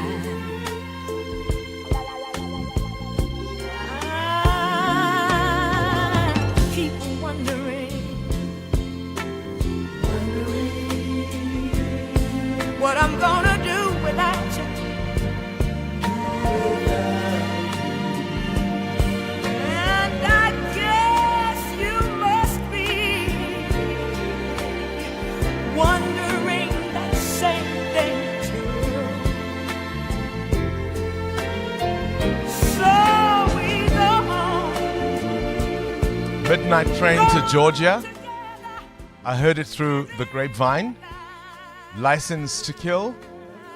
Love Overboard. And neither one of us. Who are your pips? If you are Gladys Knight, who are your pips? Send us a WhatsApp voice note and tell us about your pips. Now, if your gym was becoming too expensive, you'd switch, right? So why pay more for car insurance? Switching to Outsurance saved 43-year-old Gloria an unbelievable 513 Rand on her 2024 Audi Q3. Get a quote now, and if Outsurance can't save you money, ask for 500 Rand or 1,500 Rand if you've been claim-free with the same insurer for 3 years. Do it now. SMS out to 45142. So that's out to 45142. Outsurance is a licensed insurer and FSP. T's, C's, and information online. Slow fiber, unstable internet, and that never-ending call center runaround. Enough of that. Switch to Webtel Connect. Fast, reliable fiber and real support from people who know what they're doing. No menu mazes, just internet that actually works. Go check your coverage now. Visit webtelconnect.co.za or WhatsApp 087 238 3780. Webtel Connect. Internet you can trust. Sometimes all it takes to reshape the world and deliver better outcomes is a little unconventional thinking. Black Sheep Thinking, powered by Camissa Asset Management. Something that we take for granted these days is the idea of being able to fly around the world, international aviation. Yet in 1903, this was not commonplace. In fact, not only was it not commonplace, it was an idea that was very much in its nascence. It is, of course, the story of Wilbur and Orville Wright, who focused obsessively on control, inventing wing warping systems, and they tested hundreds of glider prototypes before adding engines. What are we talking about? The first human flight. Black Sheep Thinking, every Tuesday on 702 Breakfast with Bongani Bingwa. Powered by Camissa Asset Management. Invest different. Camissa Asset Management is a licensed FSP on 702. We're calling on Joburg to walk the inner city with us. In 702, Josie My Josie, walk the talk. Babize bonke. Enter now on primemediaplus.com. That's Fani before he got naked. Fani's insurance premium went up for no reason, irritating him more than when the boys ignored the really funny meme he posted in the group chat. What? So Fani got naked. He got comprehensive car insurance and a way lower premium in seconds on the Naked app. Go Fani. Get a car and home insurance quote now at naked.insure and see how much you can save when you get naked. Naked Financial Technology is an authorized FSP. Get naked. 702 702. What's gone viral? with Kabazela. Time for the world of viral content. Kabazela. Good morning to you, bird. I laughed at the bath towel story because I thought, is there any other way? But I'll let you tell it. Okay. So this woman posts a video on TikTok at her kneeling by her washing machine. And she says, me washing my husband's 7 towels each week because he came from a use only once family and I came from a use until gross family. Yes. And this video is blown up and there's so many comments about how people use their bath towels. And I mean, you either are a use once, so you bath or shower once, you dry yourself off and that goes into the wash basket, or you hang it up over the, the railing, or you put it over the shower door, or whatever it is, how you want to dry it out.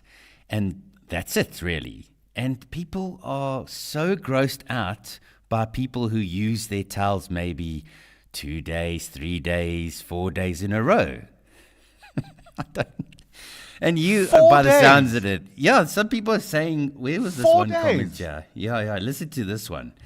1 week for a towel, 1 week for pajamas, unless you sweat a lot overnight, 2 to 3 weeks for bedding.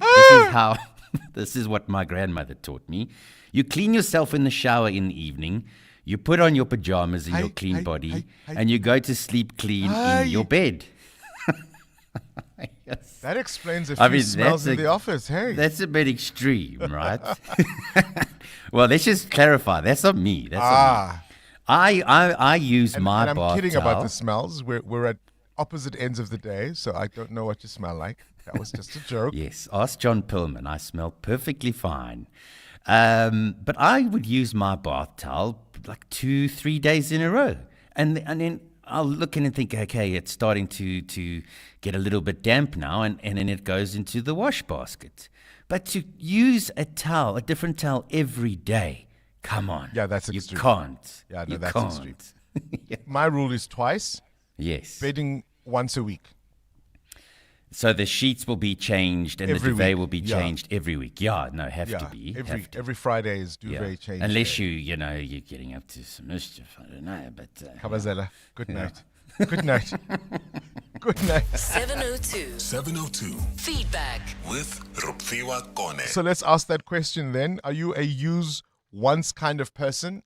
And do you have different rules for bedding, for pajamas, like sleepwear or towels? Rupfiwa? And bearing in mind, you're a mom. Of course, Bongani. I can't change my towels every day. Everybody has their own towel. So when I actually start to see that it's starting After to how get long? that little bit of When a... you have to see. When I actually By the start time to you smell. see things. But I don't have time. I can't wash my towels every 2 days, Bongani. That's also a little bit extreme if you think about it. I mean... Yeah, it's a bit much, Bongani. Everybody has their own towel. And then how long does it take to get washed? Can I say 4 days?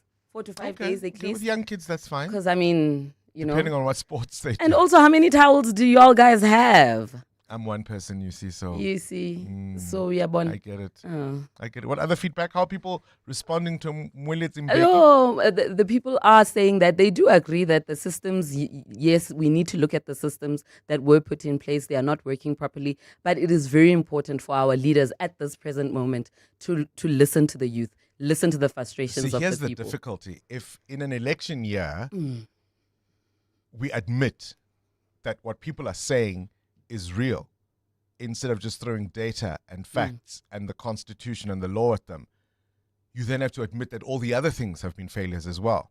And I don't know any incumbent government that will do so in an election year. But what if this thing explodes to the kind of thing we saw in 2008? This is EWN. Extortion-accused taxi bosses try to block their court appearance, and police are untangling allegations of corruption and intimidation tied to officers and entrepreneurs in Lenasia. Good morning, I'm Sfiso Zulu. Mpumalanga taxi bosses Jose Banyoni and Bafana Sindane have filed an urgent court bid to stop the re-enrollment of their extortion case. The pair approached the High Court in Bombela last night after the NPA announced that it would take on the case again for prosecution. Banyoni and Sindane are expected to appear alongside two other accused for extortion and money laundering today. The case was struck off the Kwaggafontein Magistrates Court roll last week after the prosecutor was a no-show. Mphoke Nagane is the legal representative for the taxi bosses. Correct. We have filed the notice to oppose the J50 because of the view that they were supposed to issue a J175 instead of a J50, because a J50, then it's a warrant of arrest that is issued by the bench. So we are opposed to that because these people are not running away. Joe is not a fugitive from justice. They know his address. They arrested him from his house. We feel like they're being harsh. A Lenasia businessman accused of intimidating and extorting Pakistani entrepreneurs is now at the center of a widening criminal investigation. EWN understands that Mohammed Ayub tried to force Sifwan Nawaz and Adil Ishfaq to hand over their business after they refused to make him a partner. The two men further alleged that two Lenasia police officers are in cahoots with Ayub. Ayub, who is allegedly facing charges including murder, was also among 15 accused in a 2011 case involving the alleged extortion of Pakistani nationals by police officers and a prosecutor. Dimakatso Lishuru has more. The 2011 case against Ayub and others included 4 counts ranging from racketeering, fraud to extortion and defeating the ends of justice. That matter also included claims that Pakistani nationals were pressured into making false statements. In the current matter, Ayub allegedly enlisted the help of a warrant officer and a sergeant based at the Lenasia police station. The two officers are now being investigated for extortion, robbery and housebreaking. The investigation follows the raid on Sufyan Nawaz's home, where the officers allegedly arrived to arrest him. During the incident, they are accused of breaking into the property and bringing a locksmith to change the locks. EWN is in possession of footage showing the officers at the house. At no stage did they produce a warrant authorizing their actions during the time the search was recorded. The Lenasia property forms part of the dispute as it was registered under a company that Ayub allegedly forced Nawaz to transfer to him. The two Pakistani nationals also claim false immigration cases were opened against them by the same officers. Adil Ishfaq was arrested when he appeared in court in connection with the immigration charges. The officers opposed his bail application, but it was eventually granted. However, while he was still in the cells waiting for the bail payment to be processed, the officers allegedly returned to re-arrest him. Sources confirmed the two were stopped by the investigating officer and the prosecutor in the case. Ayub and his son Mohammed Ishtiak have denied the allegations, and along with their lawyer Nardas Grove, have accused police at the organized crime unit in Diepkloof of unlawfully interfering and removing dockets from the Lenasia police station and aiding and abetting illegal immigrants. However, they are yet to produce any evidence to support their claims. Dimakatso Leshoro, Eyewitness News. Lawyers representing Deputy Crime Intelligence boss Firoz Khan are heading to the High Court in Johannesburg today in a bid to have his electronic devices returned. Khan argues the devices taken during a police search at his home contain sensitive intelligence information. Khan, Gauteng Hawks head Ibrahim Gadwa and security company owner Tariq Downs were granted bail earlier this month after their arrest over the alleged possession of raw gold. Nkosikola Malingam reports. Khan brought the urgent application after receiving alerts that someone had attempted to access his iCloud account on the 12th of May. He claims police unlawfully entered and searched his home, seizing his devices without proper legal authority, actions he says violated his constitutional rights. Khan further warns that once data containing details of sources, undercover operations, and active investigations is copied from his phone, the damage cannot be undone. He argues any unauthorized access to the information could compromise intelligence operations, threaten national security, and put lives at risk. Or see Kona Malingamnisi Eyewitness News in Johannesburg. Gold is trading at $4,392.83 an ounce. The rand is at 16.45 to the dollar, 22.4 to the pound,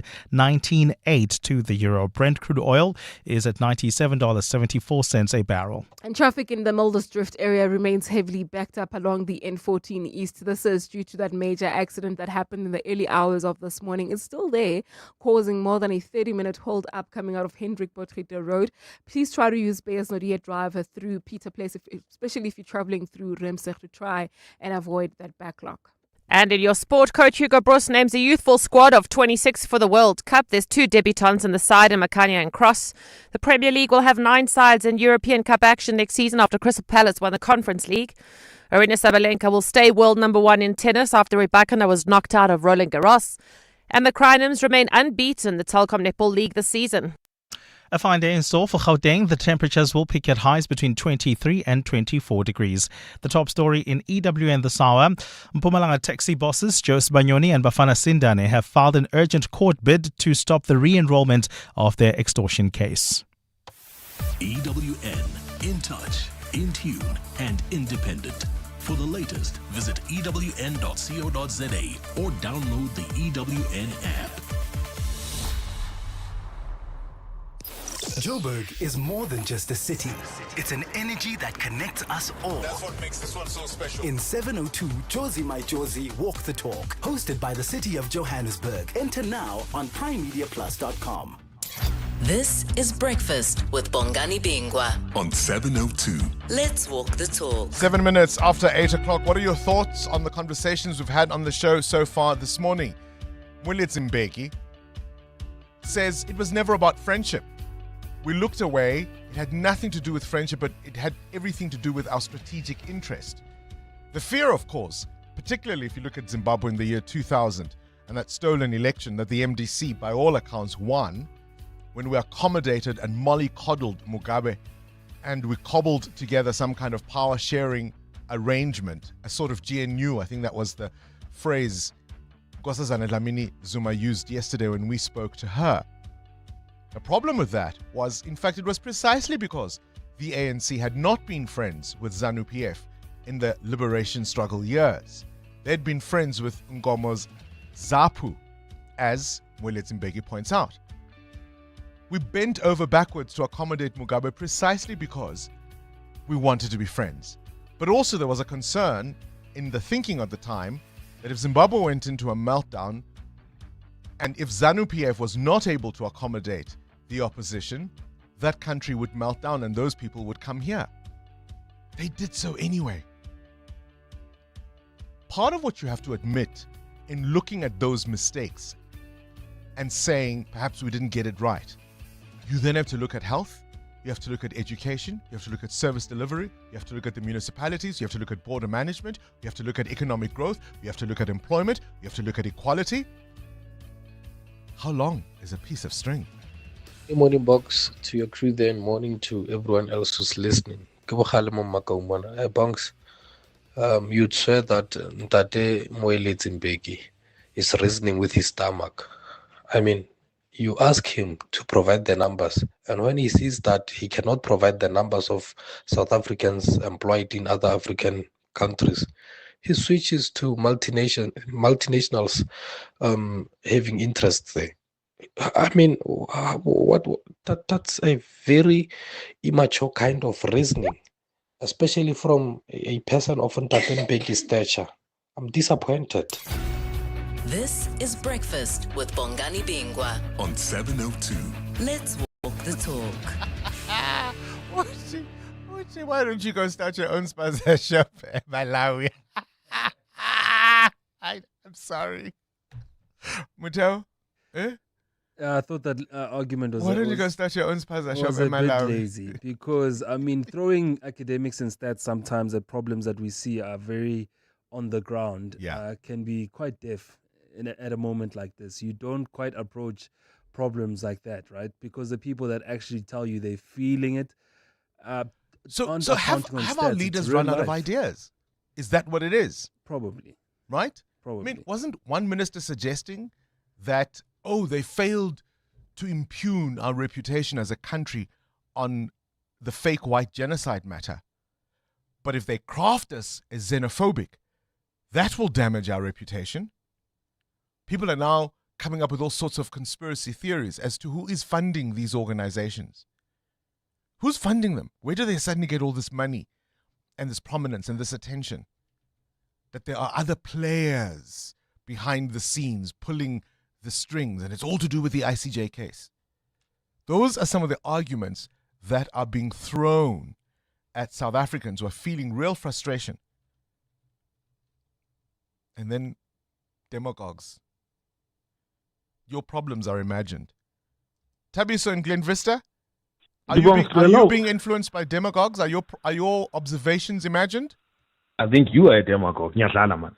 Listen, Bongs. Listen, Bongs, it is so disappointing to hear how detached some of these politicians are, or those who are so close to influential power.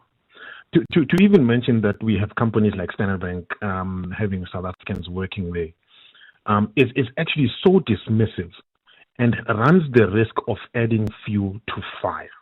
Because the people who are working for Standard Bank are documented and they've followed through the correct channels.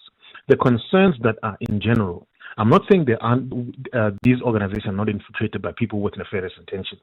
What I'm saying is the general frustration is that the prevalence of illegal and undocumented people, which has cascading effect on employment to some extent, which has a cascading effect on crime to some extent. However, to hear people who speak like this from the privilege of their own gated communities and electric fences and 7,000 bodyguards when they go to take a poop. Look, Tabiso, apologies. I hear you. The analogy notwithstanding, facts matter, right?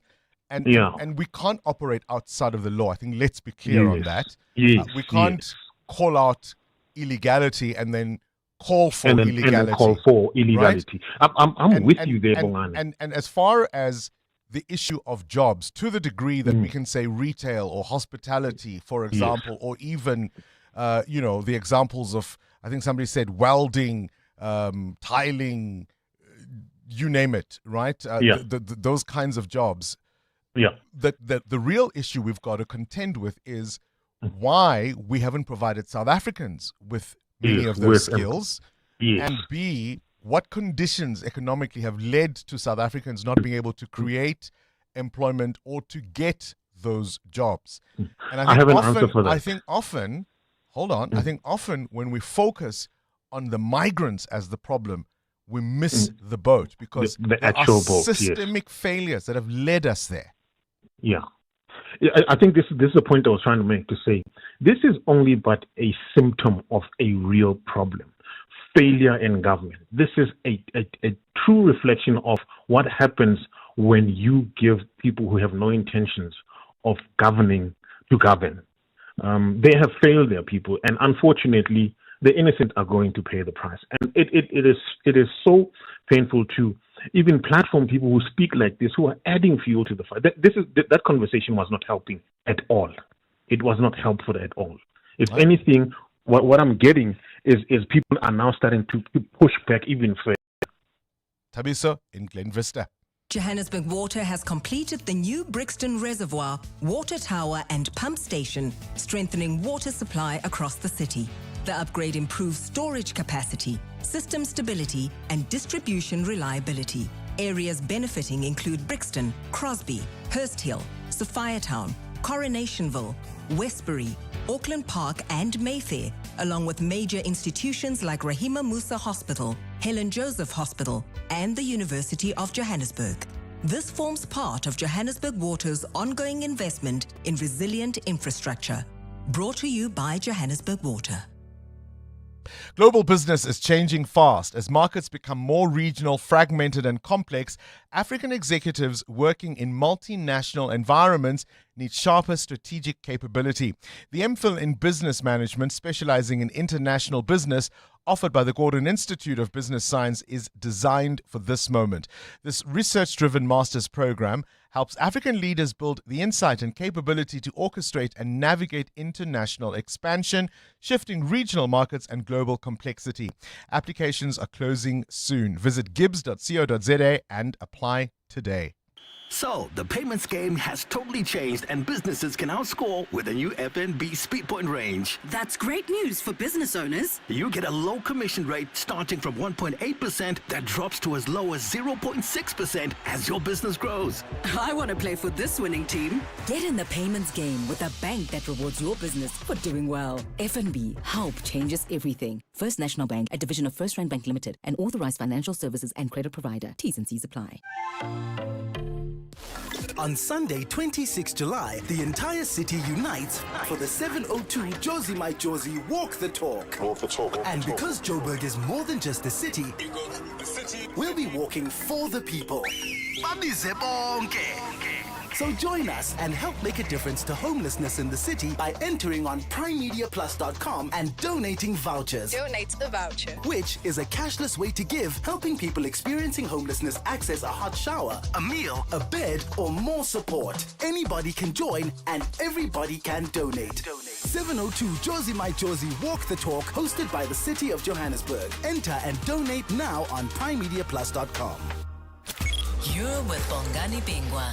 702 weekday mornings, 6 to 9 a.m. RMB Africa Focus is brought to you by RMB, a leading African corporate and investment bank. Today, our focus is on Botswana and how that country is positioning itself for growth beyond diamonds. We're back, of course, for a fifth season, exploring Africa's economic resilience and strategic role when it comes to the global economy.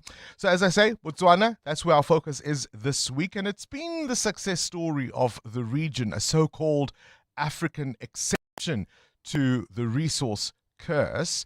But Botswana is quietly transforming its diamond wealth into economic and political stability. But of course, as the nature of diamond and jewelry production changes, that model is now under strain, with lab-grown synthetic diamonds now making up 40% of the global market for stones under 5 carats. It's disrupted the traditional way of doing things. As always, Crystal Alderson is in the hot seat. Good morning, Crystal. Good morning, Bongals. And who would have thought that diamonds would not be our friend forever? Indeed. Well, you could argue they're also a boy's best friend these days, but not quite the ones from underground, but the synthetic ones. Yes, Bongani, and diamonds typically made up about 80% of Botswana's exports. It contributed about a quarter of its GDP and 3/4 of its foreign exchange earnings. And as you mentioned, Botswana definitely bucked the infamous resource curse because they actually used their wealth to pull its population out of poverty. But this success story, and I think really Africa's success story, is showing us this cautionary tale about the fact when you rely on one single natural resource. And what we see now, Bongani, which is quite interesting, China and India now account for about 1/5 of the global diamond market, that's synthetic diamonds, just up from 1% a decade ago. And industry analysts predict that the synthetic market will grow another 300% by 2034. And in the words of the RMB economist that I spoke to, she actually said, it's tragic, but the diamond era has basically come to an end for Botswana. And what they've always just assumed will be God's gift to them is no longer the case. And they now have to change their export profile. They are looking at, they've got a mix of other natural resources. In an example of that is copper. And they also have agriculture, and they've now had to quickly, Bongani, diversify the export profile to really make up for the loss of diamond income. Who would have thought Shirley Bassey was wrong? Diamonds are not forever, Crystal. I mean, let's talk beyond just, you're implying their diversification, right? But one of the other challenges they have is being a net importer of power. And so even as they seek to diversify, that's going to be a challenge for them.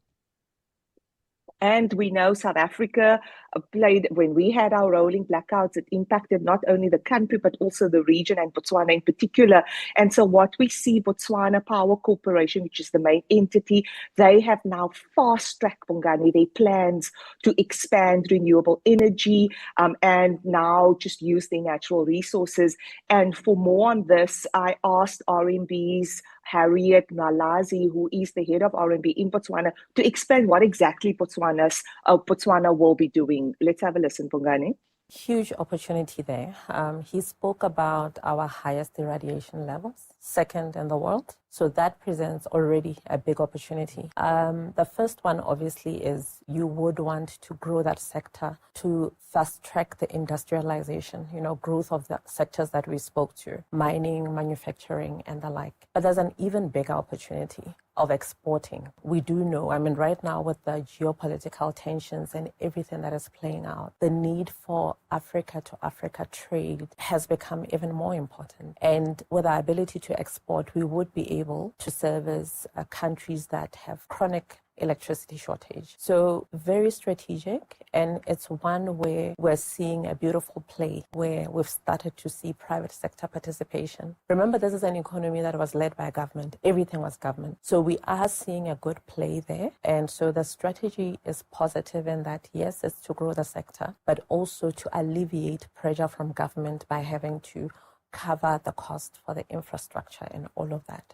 So a very key sector for us, and we've started off very, very well. In the last year, I think about more than 100 megawatts has come on stream, and there is opportunity for a lot more.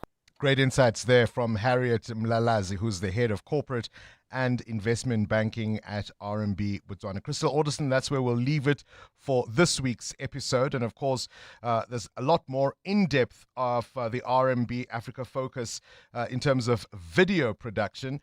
New episodes released weekly, and you can go to primemediaplus.com to watch all of that. Brought to you by RMB, a leading African corporate and investment bank. EWN This EWN traffic is brought to you by Outsurance. SMS out to 45142 now. And you could save on your car insurance. If you don't, you can ask them for 500 Rand. Some frustration if you're in the capital, Amo. That's correct, Bongani, particularly on the N14 South heading towards Weirder Road. This is due to a major accident seen along this route. Please be on the lookout there and expect about 20 minutes of your time there. If you're traveling on the R21 South towards Olifantsfontein Road, there's been an accident there. So heading towards Tembisa could be problematic this morning. About a 15-minute hold up there. Please be on the lookout and approach with care. More updates coming up. Stay tuned. There's more EWN on air, online, and on the EWN app. The Outsurance Pointsman can't help you with your child's school project, but they can help you get to the stationery shop in time. And seeing them on your route just makes you feel better. The Outsurance Pointsmen have been easing traffic congestion so everyone gets to where they need to be quickly and safely for the past 20 years. With Outsurance, you really always get something out. In proud partnership with 702, show them some love online using hashtag PointsmanLove. Outsurance is a licensed insurer and FSP. 702, The World View. With Adam Gilchrist. Let's catch up with news from elsewhere in the world. 30 years a terrorist and finally behind bars. Adam, good morning. Morning. Yeah, a former member of the German militant group, the Red Army faction. Remember them? She has been jailed for 13 years for carrying out a string of armed robberies at the start of the century. 67-year-old Daniela Kletter. More than 30 years on the run, but she was caught in a flat in the middle of Berlin, close to where the Berlin Wall used to be. So she was kind of hiding in plain sight, albeit under an assumed name and a fake foreign passport. She was actually caught 2 years ago. It's gone through the whole legal process, which is why now she's been sentenced to her 13 years behind bars. Now, she was a member of the Red Army faction, a violent anti-capitalist group, also known before as the Baader-Meinhof gang. One sort of morphed into the other. Of course, Baader-Meinhof became known for murder, kidnap and bombing in the 70s, 80s and 90s. Then the Red Army faction took over and basically were robbing supermarkets in armoured vans, and that's what Kletter was found guilty of. 2 other of her gang members are still on the run, by the way, and have not been caught yet. And in court, as she was given the guilty verdict, dozens of Daniela Kletter fans shouted "Freedom for Daniela" and chanted it as she was led away. I'm not sure there are too many others, particularly in Germany, who are joining in on that. It does look like they've got their woman. Now, we spoke about this on the show yesterday, but I'm keen to hear your perspective on it. But essentially, free water, not quite the right we thought it was? No, exactly that. In a hotel in Italy, because you often think there are 2 things surely in life that ought to just be there for you when you need it or if you need it. Water on tap and a toilet.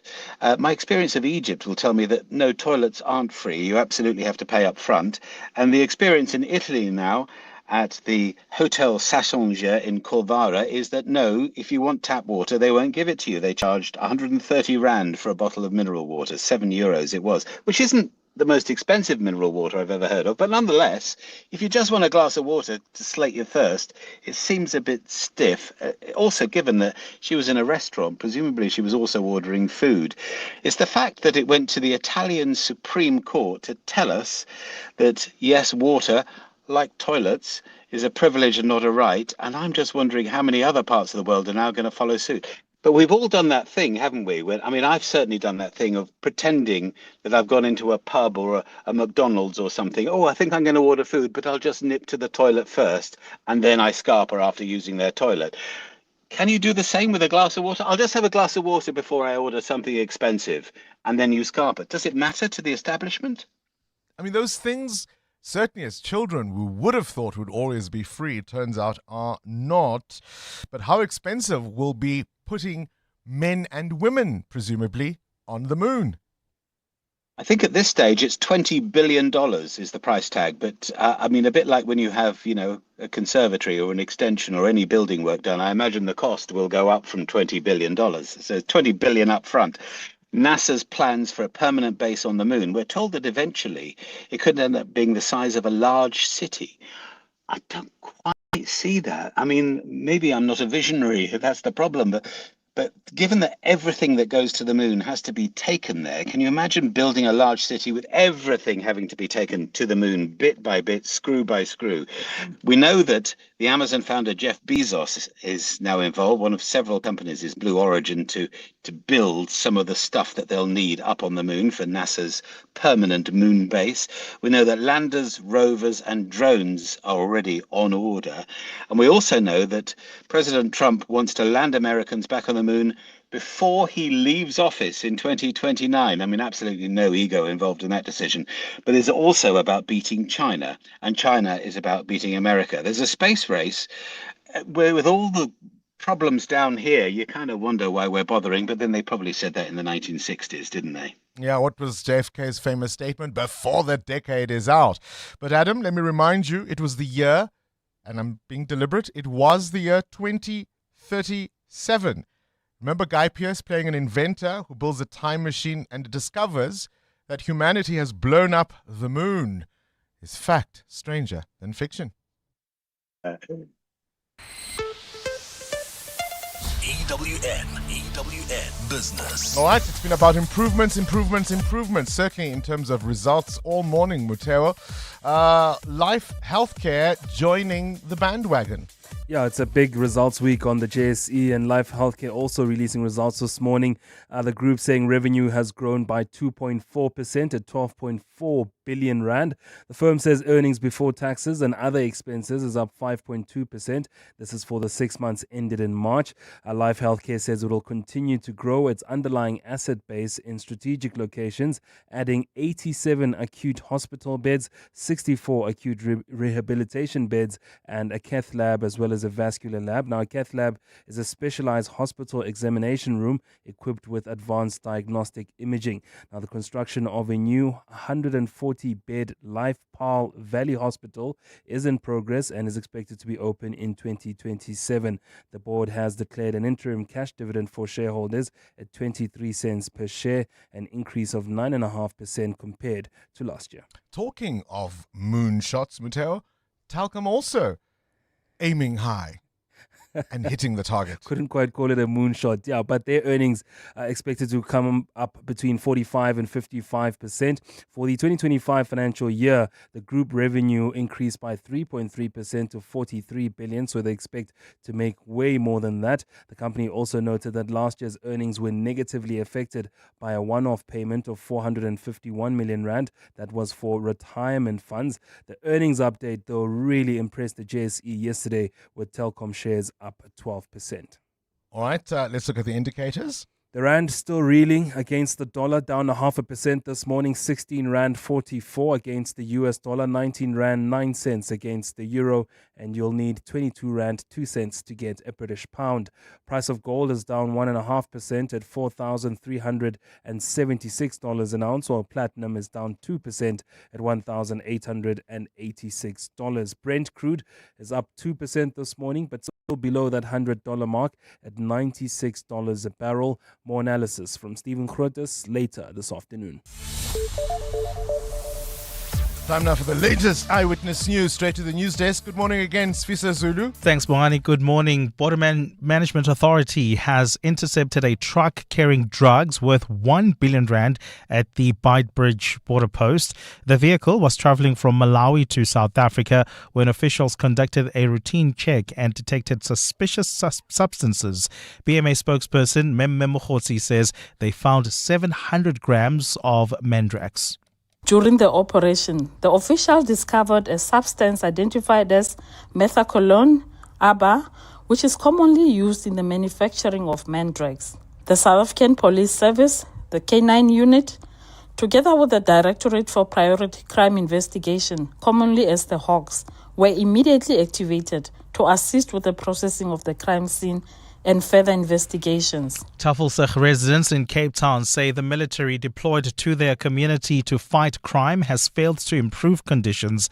Several residents yesterday demanded to speak to Deputy President Paul Mashatile during his walkabouts of the area.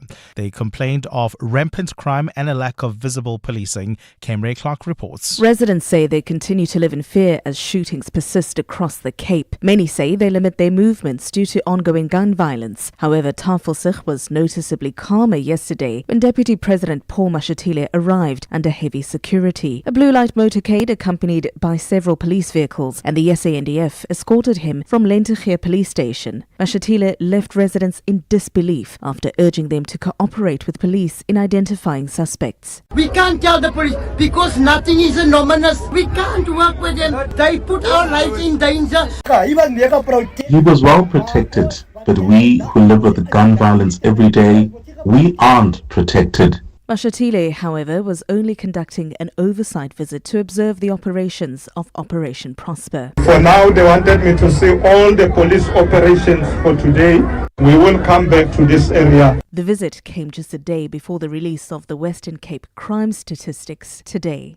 Camray Clark, Eyewitness News. Deputy Police Minister Castle Matale has failed to provide reasons to Parliament why the head of the President's Protection Service, Wally Rhoda, was cleared of any wrongdoing for his handling of the break-in at the President's Palapala farm.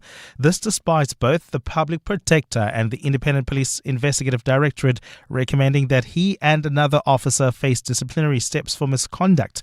As MPs yesterday attempted to probe the outcome of the police disciplinary process, Matale repeated a prepared answer to several of the questions asked of him on this matter. Lindsay Dentlinker has more. 2 weeks ago, MPs pressed police officials in a parliamentary committee to explain how Major General Wally Rhoda and Sergeant Lulani Rakoto were cleared of wrongdoing, despite investigations finding they contravened police regulations when they went in search of the president's stolen US dollars in 2020. Yesterday, Action SA MP Lerato Ngobeni took up the cudgels, this time asking Deputy Police Minister Castle Matale if he could explain the not guilty findings. The process of DC of the two officers were held in line with the disciplinary code that the South African police use, and there were no favoritism in this regard. Matale denied that Rhoda's status had affected the not guilty finding. It is because of the due processes that were followed that arrived at that determination. Matale did not respond to Nkobeni's request for the disciplinary hearing record to be provided to Parliament. Lindsay Dentlinger, Eyewitness News, Parliament. And an Austrian court is expected to rule today on the trial of a 21-year-old man who has pleaded guilty to plotting a jihadist attack on a Taylor Swift concert. The 3 Vienna dates in the US megastar's record-breaking Eras tour were cancelled in 2024 after authorities warned of the plot. Accused of planning the attack and forming a cell of the Islamic State group, Berena A went on trial last month on terror offences and other charges in a court outside Vienna.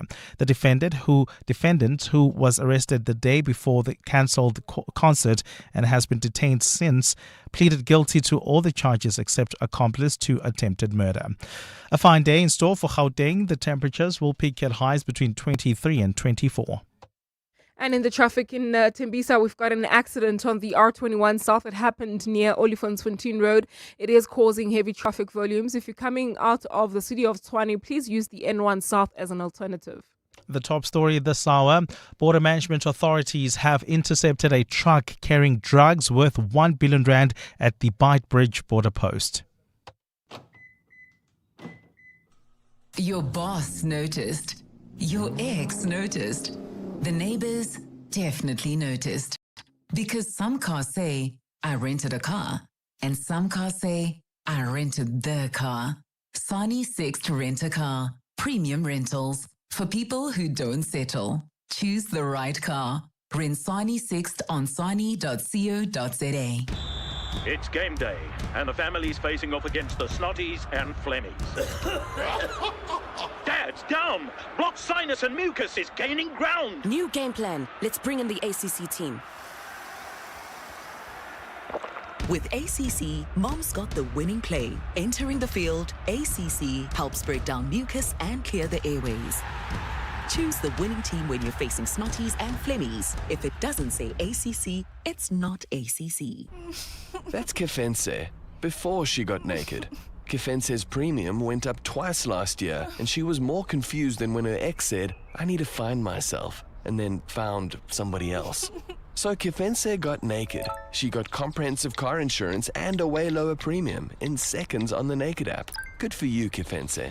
Get a car and home insurance quote now at naked.insure and see how much you can save when you get naked. Naked Financial Technology is an authorized FSP. Get naked. Not every change feels like a choice. Some arrive as disruption. Shift Happens with Richard Sutton is a podcast about those moments where life moves first and you have to catch up. When certainty disappears, direction blurs, and everything familiar starts to shift. You'll hear stories from people who faced change, doubt, and pressure and found a way forward. Their stories give us confidence. Living vicariously through their experience gives us hope, and we learn from their journeys. Because what feels like an ending is often the beginning of something else. Shift Happens weekly on primemediaplus.com, the Prime Media Plus app, Spotify, and Apple Podcasts. Powered by First Light, therapeutics for the modern mind. 702 WhatsApp Bongani on 072 702 1702. Bongani, there's no need to wash your towels every other day. As long as after you use your towel, and this is what is so important, that your towel goes outside in the sun so it can dry. Otherwise, the bacteria will actually breed in the towel. So if you're bathing at night time, then you need to air your towel on what is called a clothes horse. Normal standard procedure. Your bedding should be washed once a week. People that are doing it every 3 weeks, and then those people from England that only like washing 4 times a year. They are simply filthy. Morning, Bongani. Morning, Kabezela. I'm confused. What are people doing with their towels that they have to use them every day? Like once a day. What are you guys doing with these towels? Don't you bath, wipe yourself off with your washcloth, and then only use the towel as like a transporter from like the bathroom to your bedroom? Why? What are you doing with your towels? Like by the time I use my towel, it is hardly even damp because I've wiped thoroughly. This is Kay from Guruleni. No. I have to come in. So she's talking about, and there are cultural differences I appreciate around this thing. You use a washcloth, don't you, Amo? Yeah. Right? Yes. Cindy, do you use a washcloth in the shower? For the sake of this conversation, yes. But the point is, the washcloth is for washing yourself. Yeah. It's not for drying yourself. Mm-mm. The towel is for drying yourself. Yes. Not the washcloth. Right? Mhm. And there are people, of course, who don't use a washcloth at all. And then they'll use the towel to dry. To dry themselves. Right? Mm-hmm. I mean, there are all sorts of options now. Things like scrunchies Yeah. and those rubber thingy-majiggies. Mhm. Right? So you don't have to use the washcloth. But certainly the towel is to dry yourself. Now, if you take a shower twice a day, or a bath twice a day, as the case may be, that's at least 4 uses in 2 days. Of course you must change your towels after that. Surely. Is it me? Kabazela wants to know, Cindy Paluta, how often do you change? So it's a video of a woman who says she grew up in a multi-use towel household and her husband grew up in a single-use towel household. Mhm. And so she now washes the husband's towels every day because he's not going to change. So the question is, how often do you put your towels in the wash? It's exactly After how many uses? it's exactly the same in our house. So he will use his towel once and I use mine twice. But not more than twice. And it's a Right? towel, not the washcloth. The Yes, towel. the towel, the one Not that the- you use to not the- dry not yourself. the washcloth. Yes. Yes. But it also depends. It also depends if I've had like a really active day and then I've Yeah. showered and I dry. Not that it should matter because your body's still the same amount of clean. After the shower. Yeah. yes. I not more than twice. Yeah. Look, for us as adults, we can have those rules, but if you've got kids and especially younger kids, you relax just a little more, I find. No? It's a weird thing because the body should be clean. Yeah, I know. The lady who said that the important thing is hanging the towel outside getting after it to use, dry. getting it to dry. I Yes, think yes. that's so important for me. So I will use the towel. So I'll maybe after a week or 5 days, I'll hang the towel. I'll make sure that every day you hang the towel, obviously, Do you outside. For 5 days. You use the towel for 5 days in a row? No. You use the towel, like for the kids, they'll use the towel when after showering, right? Yeah. Those towels get to be hung outside, right?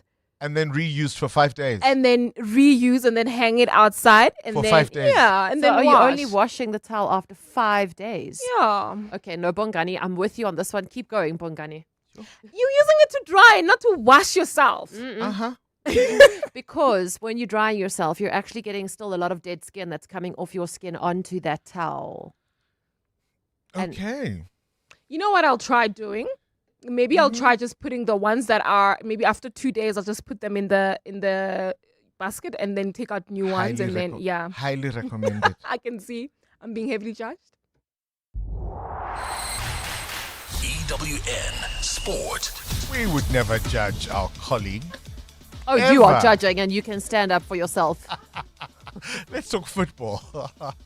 You must always be. How You often must do be. they If you change their believe, towels, if you I wonder? believe in something, Bongani, you must stand by what you believe. You mustn't back down. How often do you think the Bafana towels get changed, hey? Daily, because Coach Hugo Broos included 7 overseas players in his World Cup squad of 26. It's a youthful team with only Tembazwane and Ikram Reyners over the age of 30. Broos has full confidence. The first year, it was very difficult for me. I knew what I was planning to do, but it was very difficult to other people to understand. And I have to be honest, and I said it already in the past, after my first year, I was thinking of resigning. But yeah, football is my passion. It's very difficult to say, I stop. So I went back, and don't ask me why, suddenly everything went well. There's 2 debutants, both in defence, Silweto Makanya and Bradley Cross. President Cyril Ramaphosa was there and spoke to Robert Marawa on EWN's YouTube channel. The nation can embrace them, can stand behind them and support them fully. And I know that there's a lot of excitement and even anticipation and trepidation. Yes. But today, Coach Hugo Broos is going to, like a decision a president makes when he appoints his ministers. And so this is a decision that we must all support, we must all back. Bafana plays Nicaragua at a friendly tomorrow in Orlando before leaving on Saturday. Their opening game is against Mexico on the June 11th, after which they play Czechia and South Korea as well. Premier League will have 9 sides in European Cup action next season after Crystal Palace won the Conference League. Mateta with the goal in a 1-0 win over Rayo Vallecano. At the French Open tennis, the world number 2 Lena Rybakina was knocked out in the second round by Yulia Strabotseva. It's the first time Rybakina has failed to reach the third round since 2020. Yeah, just pity because I think I was practicing well before French Open and I was feeling also good on the practices and thought that I can raise the level, but actually today was very bad performance, too many unforced errors and I didn't feel the greatest. I was trying to find a way, but it clearly didn't work. Rybakina's exit means Aryna Sabalenka will stay number 1 regardless of how she does. Sabalenka is playing Journoa later. In the Telkom Netball League, the Free State Crinums remain unbeaten in 10 games played this season after last night's 22-point win over the Flames. The Southern Stings beat the Kingdom Stars by 14 to go second. At the IPL, Rajasthan Royals beat Sunrisers Hyderabad by 47 runs. They'll play Gujarat Titans on Friday for a place in Sunday's final. And in Test cricket, New Zealand 341 for 5 at stumps on day 1 of the only Test against Ireland. In the middle is Blundell on 142 with Ravindra. Ravindra went for 121. Cindy Paluta, Eyewitness News Sport. It's another girl. Families multiply, fees shouldn't. With Ultimate Banking, you get support for every chapter. Get discounted banking for your spouse and give each of your children a head start with a Mega U account. Because as your family grows, your banking should keep up. Apply online. Your story matters. ABSA. Terms and conditions apply. ABSA is an authorized financial services provider. Get down to Dischem this Friday 29 May to Sunday 31 May for incredible 1 weekend only 2+1 cheapest free deals on the widest range of sports supplements and energy drinks. Offer applies to the lowest priced items in your sports supplements basket. Remember, when you choose better rewards brands, you get an extra 10% off instantly. Level up your fitness game with 2+1 cheapest free on sports supplements this weekend only. Dis-Chem. Better health starts here. You have insurance, just in case. A spare tire, just in case. But when it comes to cash flow, most businesses wait until it's too late. Bridgement gives you business funding on standby, so timing doesn't decide for you. Get access to up to 10 million rand, no cost to apply or keep it in place. Use it when you need it, free when you don't. Apply online at bridgement.com. Bridgement, business funding simplified.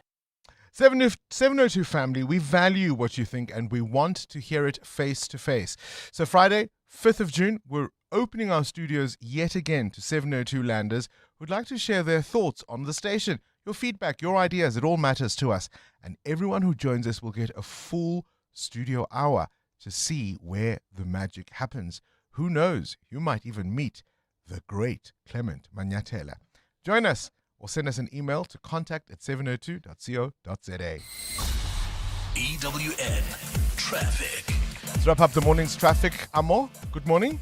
Well, good morning once more, Bongani. We still have delays on the N12 and the R24 West between Edenville Road and the Kiluli's interchange. There's also queuing traffic on the M1 North. An accident right after Boyson's Road is causing delays. While heading towards Four Ways, do expect delays on the N1 North out of Malibongwe Drive due to peak time delays there. The good news is that accident in Mulder's Drift has been cleared. Traffic is now flowing through the N14 East.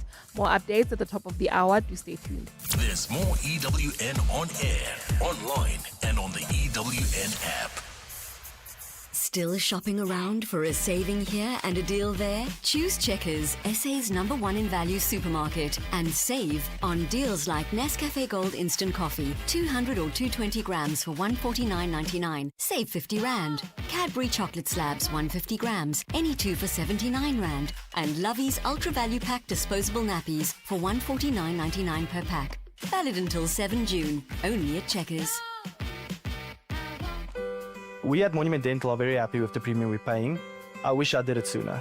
Outsurance business insurance clients know that it pays to switch. And did you know you could get a massive 20% discount on your business insurance premium when you switch?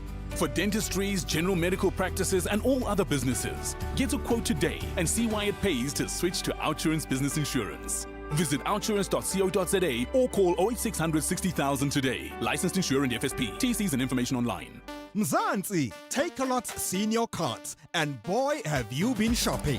To say thank you for all your support, we're bringing you the Thanks a Lot sale. Get up to 60% off must-have beauty, sports gear, latest tech, TV and appliances, everyday essentials, toys and more. To know you is to spoil you. Shop the Take-A-Lot Thanks a Lot sale from 25 May to 7 June. Coming up on the Clement Manyathela Show on 702. Well, you don't have to wait until the 5th of June. You can hear him on your radio between 9 and 12. Good morning, Clement. What's on the show? Good morning. Coming up on the show today, we're going to start with the open line and we'll reflect on the Bafana squad. I was telling the listeners on Tuesday that Hugo Bruce is going to be spoiled for choice thanks to the incredible players at Pirates and Sundowns. So as expected, this is a 26-member squad. Yeah, Yep. It's Yep. dominated by Pirates and Sundowns players. So I want to ask the listeners, are you happy? Are you satisfied? Also, how far do you think we're going to go? The president yesterday said, let's bring it home, boys. I mean, I got me, but how far do you think? We're not going to have a public holiday on the 19th of July. But we are hopeful, okay? And we are praying. I told a story the other day. I was at school, and my goal was to not be last when we did the cross country. Because I was quite a heavy set boy.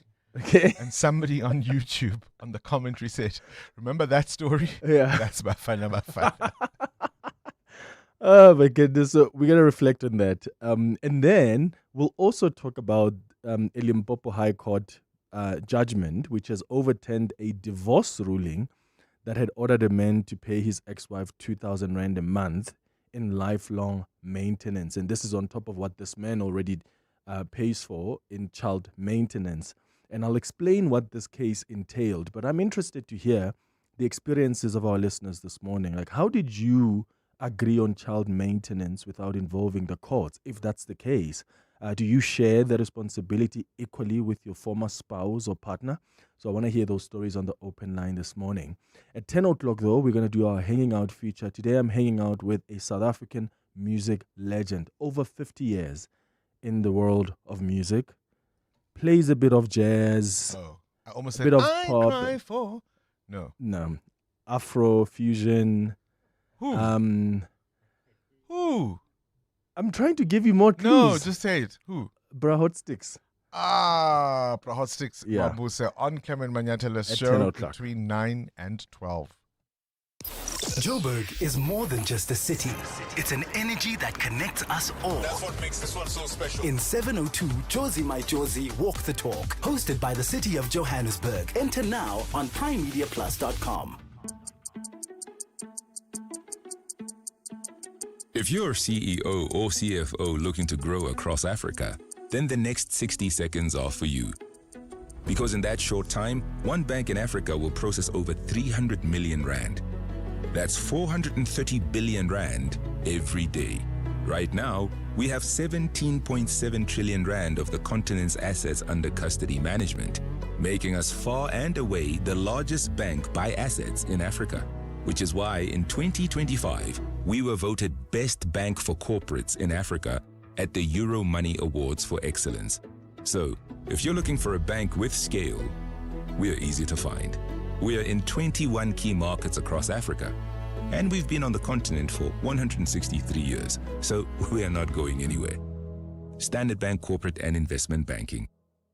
Standard Bank is an authorized FSP and registered credit provider. T's and C's apply. Hi South Africa, I'm Michael Owen. If you appreciate world-class sport and a great occasion, the Hollywood Bets Durban July is the place to be.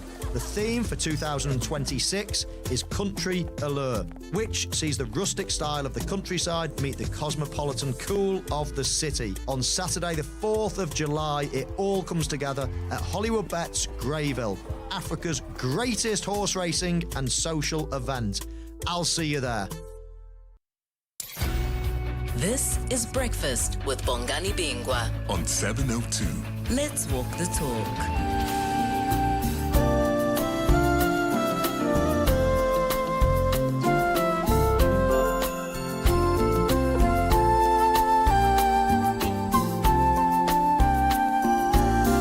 You know those songs, as soon as they play, as soon as that intro begins, you know exactly who it is, you know exactly what the song is. It is, of course, one of South Africa's most beloved and I think distinctive voices coming back to the stage. The multi-award-winning artist Judith Sephuma making a highly anticipated return with a special live concert on the 4th of July 2026, and it's happening at the Theatre Marcellus at Emperor's Palace in Johannesburg. Her music, of course, is that signature Afro jazz sound, gospel favorites, but also some brand new material. Good morning. Oh, good morning. Yes, absolutely. I'm so glad to be here, Bongani. So you're saying this is more than just a show, it's a celebration of your entire musical journey. Yeah, absolutely. I always love celebrating my music, you know, in a live, intimate setup. And Theatre of Marcellus has been my favorite place to go to for a couple of years now. So it's like you have a residency there, yeah, you know? Yes. and I love Vegas. It. Yes. And I wish we could do it more, you know, but I just love celebrating new music. I love introducing new music to our fans in a more intimate, it's like a, you know, more close-up But setup. also your fans love going on that journey with you. I mean, when you do. turned a short left into gospel, Yeah. and now people are calling for a lot more of that. Oh my God. You know what? It's just been so amazing that they actually want me to record another gospel album. And I'm actually doing it. We've started already with a pre-production. I'm working with a very talented young man, Lungelo Ngobo, on their project. So we are going to be singing a couple of songs that are going to be, you know, later on also still be celebrated in a live setup. But I want people to know that when they come to the show on the 4th of July, it's going to be the best of both worlds. And I want to say that because people know when they come to my show all the time, they always say, please sing Tlomoya or Halala. But now I'm just voluntarily, intentionally giving them a beautiful concert that's going to be, both those genres. How tricky is it to obviously make the new material, if you were to, for example, pick, something from When Winter Fades, versus the older, more familiar, more established material, as you try and cement your new work? How easy is it to balance saying to people, hey, I've got new songs, versus the staples and the favorites that we want to hear all the time? I think it's become very easy for me because I know my people. I know my fans. I know what they like. And I see them in the audience. I'm very connected to what I see. I tune into, what's their body language like. Am I boring them now? Change the program, So, have you met people from the stage? I have. I'm a lot. And we are still going to meet people, on this concert as well. People have been asking for a meet and greet. So we are planning a meet and greet as well. But for them to get to know the new music is for me to introduce it to them in a way that they can be a part of that song. We write the music for the people, and it's for us, yes, but for the people. In the era of streaming, how intentional are you about making sure, as you say, you still connect with your fan base through these live experiences where we can not quite touch you, but certainly reach out and see you?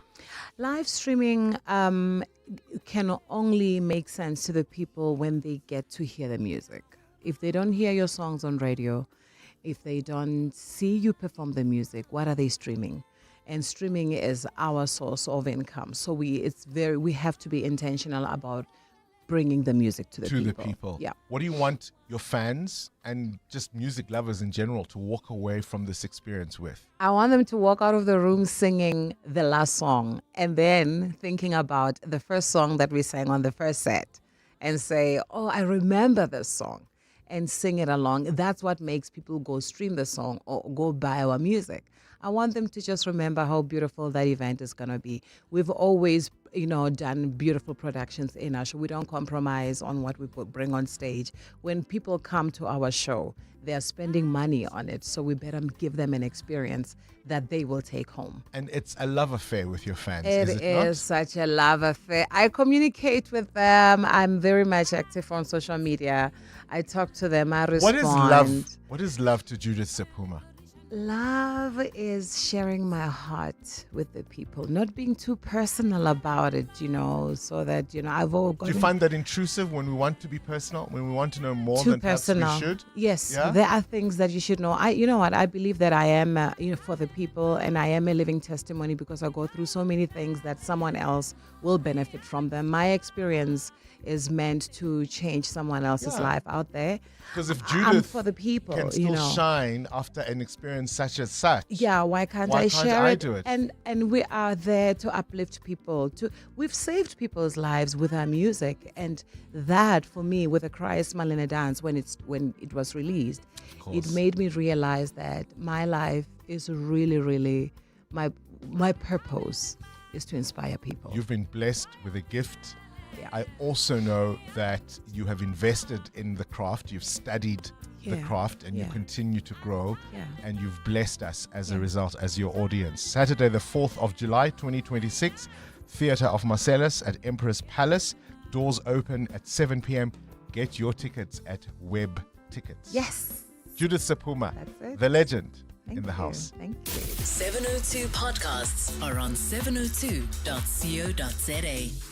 Before Clement calls me Mutswadi, let me get out of here. See you bright and early tomorrow morning. It's 1 minute after 9. This is EWN. Good morning, I'm Sfiso Zulu. Self-proclaimed political fixer Brian Mokhotsi will know today whether he will be released on bail after the state challenged his application. Prosecutors claim he tried to bribe an investigating officer for bail and provided an incorrect home address. Mokhotsi appeared in the Johannesburg Magistrates Court on Monday for his formal bail application. He is accused of staging his own assassination attempt last year. Jabuli Lembata reports.